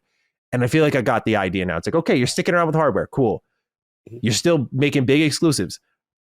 We got an idea of like, okay, Doom is like the first real, like, that I can think of off the top of my head. Like, oh, this is an existing series from Bethesda. And we were always wondering, is this going to be exclusive or not? It's multi-platform. Okay, got it. Like, answers have been given on multiple levels where it's like, okay, this is Xbox moving forward. Do I still think, things that are exclusive may move over time? Probably. But I will say a lot of this showcase made me balk in certain instances of like, okay, like, I felt like I understood the game plan. Maybe I don't fully get it all until now. And I'm interested, more importantly, in like, okay, you're committing to these games pretty hardcore. We didn't even see a handheld yet. You're talking about next gen. So it could be like, all right, I'm not talking about that. Just to conclude things here. We've had a lot of moments like, oh, the generation begins now. The generation begins now. If this is the end of like kicking the dirt off your feet, getting your pipelines in order, or structuring the studios where communication's good, and also the beginning of them kind of pulling out on social media. This is the first time we really heard from them in a meaningful way. Yeah, absolutely. Since the studio shutting down. If this is the new way of communication, if this is the new way of moving forward, and of course the quality being there for games, like, okay, cool. Like, I'm good with that. I wish that game studios like Tango were still around. Studios like Arcane Lost were still around. And that's a tough pill to swallow. But again, in the act of not being a stick in the mud, I can't sit here and act like I looked at that and went, well, still fuck them. It's like, no, like, they're putting some good shit out there. Yeah. And I think as a fan who had a lot of concerns, listen to the prediction shows we did here, listen to the prediction shows I even did on my own channel. I was always talking about get those insecurities targeted. And I think they did a great job of that. You bolstered Game Pass, Call of Duty's there day one. I was a doubter of that. Hardware commitments, cool. First party showed out again. Back-to-back years, in my opinion, is some of the best showing. You're arguably the showcase masters now. Some people would say Nintendo, but I think when you look at Developer Direct, that hasn't missed. 2 summer showcases in a row, those haven't missed. I'm just saying, without trying to sound too much of a prisoner of the moment, as Cog would say, but also overstating the positivity too much, that there is reason to be optimistic about the brand. And I get it. I get why everyone was feeling that way. Certainly, I was leading the fucking charge on that to the point that many Xbox fans absolutely despise me now. Come on but home, I baby. don't compromise on my takes. And so I think what I'm trying to encourage the audience is you can still hold them accountable while enjoying and looking forward to what's in the ecosystem. Fair. And I think that's where I ended up here. I'm like, okay, I'm turning the page. I'm still going to remember these things. There's still going to be discussion points, but I will be looking ahead now because they've given me reason to, is where I'm at. And that's big. And I think you saying that and eloquating that is important because, I feel that they do have to prove you're not the only person that says this. And I know you got a lot of arrows and slings. And yeah, we didn't agree with everything, but I understood where you were coming from, right? So my thing is like, they need to prove to Maddie, they need to prove to this section of the fan base who was very frustrated and wanted answers and there was confusion, right? So now that you have a showcase like that and I see this reaction, that to me is like, okay, they have satisfied and satiated this group that needed to know your commitment to games, commitment to the platform, and quality. And so far, so good. So yeah, they got to see this thing out. We need these things to drop, be quality. But for what we saw, it looks fantastic. And that's why I guess I was, on my Lone Island as far as like, it always comes down to games to me. If you give me games and they look like quality, I'm good. So that's how I kind of stayed on that path. And that's why I felt good. I'm like, okay, they're showing, they're doing something. Like, this is what I want to see. Yeah. And maybe I should have said this earlier when I was trying to make my point about Xbox spreading the wealth a little bit here in the terms of the release schedule to kind of save themselves. A lot of people wonder, why doesn't Sony or Nintendo sustain the black eye PR wise often? I think there's fairness to say that they're definitely treated a little differently from Xbox for most of the mainstream media. I've said that multiple times, but I also think that part of it is like, they got stuff that's distracting people, even when it's not the PlayStation first party. It's like, oh, PlayStation did this stupid thing with the PSN store or like Helldivers 2, but like people are talking about Final Fantasy VII Rebirth. Like that's what's happening.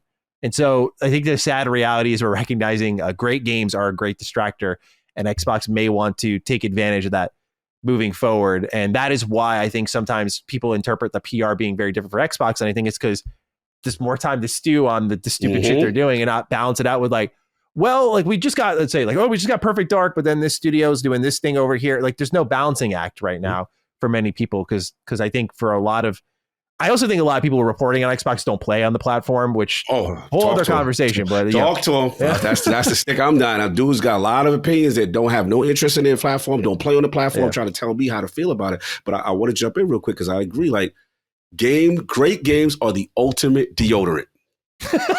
Is that why you were doing it's the ultimate. You can have all these snafus, but if you got great games, people overlook all of that. Yo, here they gave me that banger though, right? That's what we're learning right now. The problem with the first half of the year is between Power World and then the Hellblade situation, you had nothing, right? Yeah. And then the business update happens, which gets people in a tizzy. But guess what? Now you see it. Now the game's in there. You're like, oh, okay. Yeah. That's how you distract your only the gamer. Releases. I know sometimes it's out of their control, but your only releases moving forward can't be like the big Xbox releases this month are games coming out on PlayStation. You know what I'm saying? Like that's just, you got to have that brand awareness moving forward that cannot be the case. And I think, again, that's why I could be wrong. I think that's why they're holding some dates because I'm like, maybe they're trying to, hey, let's fill out the year, keep things around and just, just in case we step on a rake, like we have a tendency to do. Don't do what they did the last year where they like, these games are definitely coming out by this, that, and half the lineup didn't come out by that time or whatever. I'd rather them give the teams the time to cook. Now we've seen the quality. You've shown us that. And I'm good. So absolutely. And the last thing I'll say, this is for me being petty. For the community, we got to stop jumping out the window for every considering rumor. That I'm tired of the considering rumors. I didn't even bother covering it. I'm so tired of hearing it, bro. I'm so sick. No disrespect. This is not a shot at any journalist, but I'm not paying attention to. I'm considering to be a millionaire until it happened.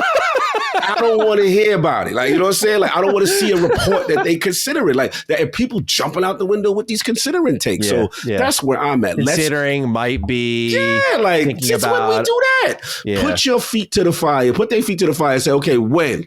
That's why I don't pay attention. No disrespect to any journalist.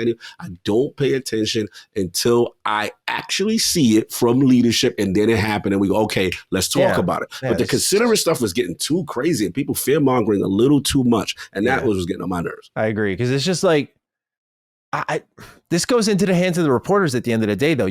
I feel you can't circulate that information unless you're certain, because you better stand on it. Again, this is where I think a lot of narratives about like how Xbox media is covered is born from this. It's like, why would you report a might be?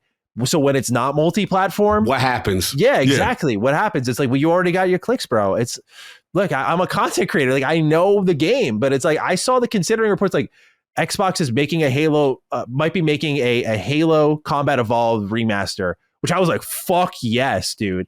Considering PlayStation 5, I'm like, why the fuck is this part of the report? Like they're in a moment of transition. So why, like, yeah, we're pretty aware at this point. They're probably considering everything. Right. And that's a whole other conversation for our next episode. That's the next episode. But like, it's, it was good to reconnect in a way with Xbox and be excited moving forward. Don't worry, anyone who's worried about my happiness, it's back. We're good.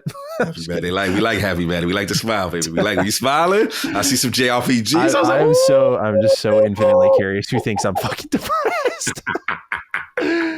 Oh my god. Ladies and gentlemen, thank you so much for tuning in to a very fun episode of Defining Duke and Xbox podcast. Yes, an Xbox podcast. We always get those jokes like a multi-platform podcast or an elusive platform podcast. But fret not, it looks like we might be here to stay. So we appreciate you listening in. Of course, you got this deep hashtag for the show. I mean, what, like Showcase 2024? You know, just... Yeah, Showcase, man. Showcase 20. Yeah, I'm down with that. Showcase 24, whatever we want to do. It's just so many W's. I don't even know where to go. Like, it's whatever is good. We'll do Showcase 24. I like that. Just keep it as abbreviated as possible. So you got this deep in the show. I'm at G27 Status on Twitter. Cog is at Lord Cognito. You can tag us with the hashtag Showcase24. Let us know your thoughts on the episode. Let us know your thoughts on the showcase. Same thing in the comments down below. If you don't want to go on social media, we get it. Hashtag Showcase24. Let us know your thoughts. But that's it from us. We'll catch you very soon with our next episode of Defining Duke. We always record on Wednesdays. We skipped last week, so we're doing our makeup episode then. We'll cover a lot of follow-up information and news that's going to pop up for most of these games and see what else is there. We'll talk about like the Dragon Age gameplay reveal, plus much more. So expect I'd imagine, longer episode of Defining Duke. We'll see how things go. But until then, take excellent care of yourselves, and I will catch you, and along with Cog, in the next episode of Defining Duke. Peace out. Defining Duke, an Xbox podcast, is a product and trademark of Last Stand Media and Colin's Last Stand LLC, and is recorded from the United States of America. The show is conceived by Matthew Mr. Matty Plays Schroeder and me, Colin Moriarty, and is written and produced by Matthew Schroeder.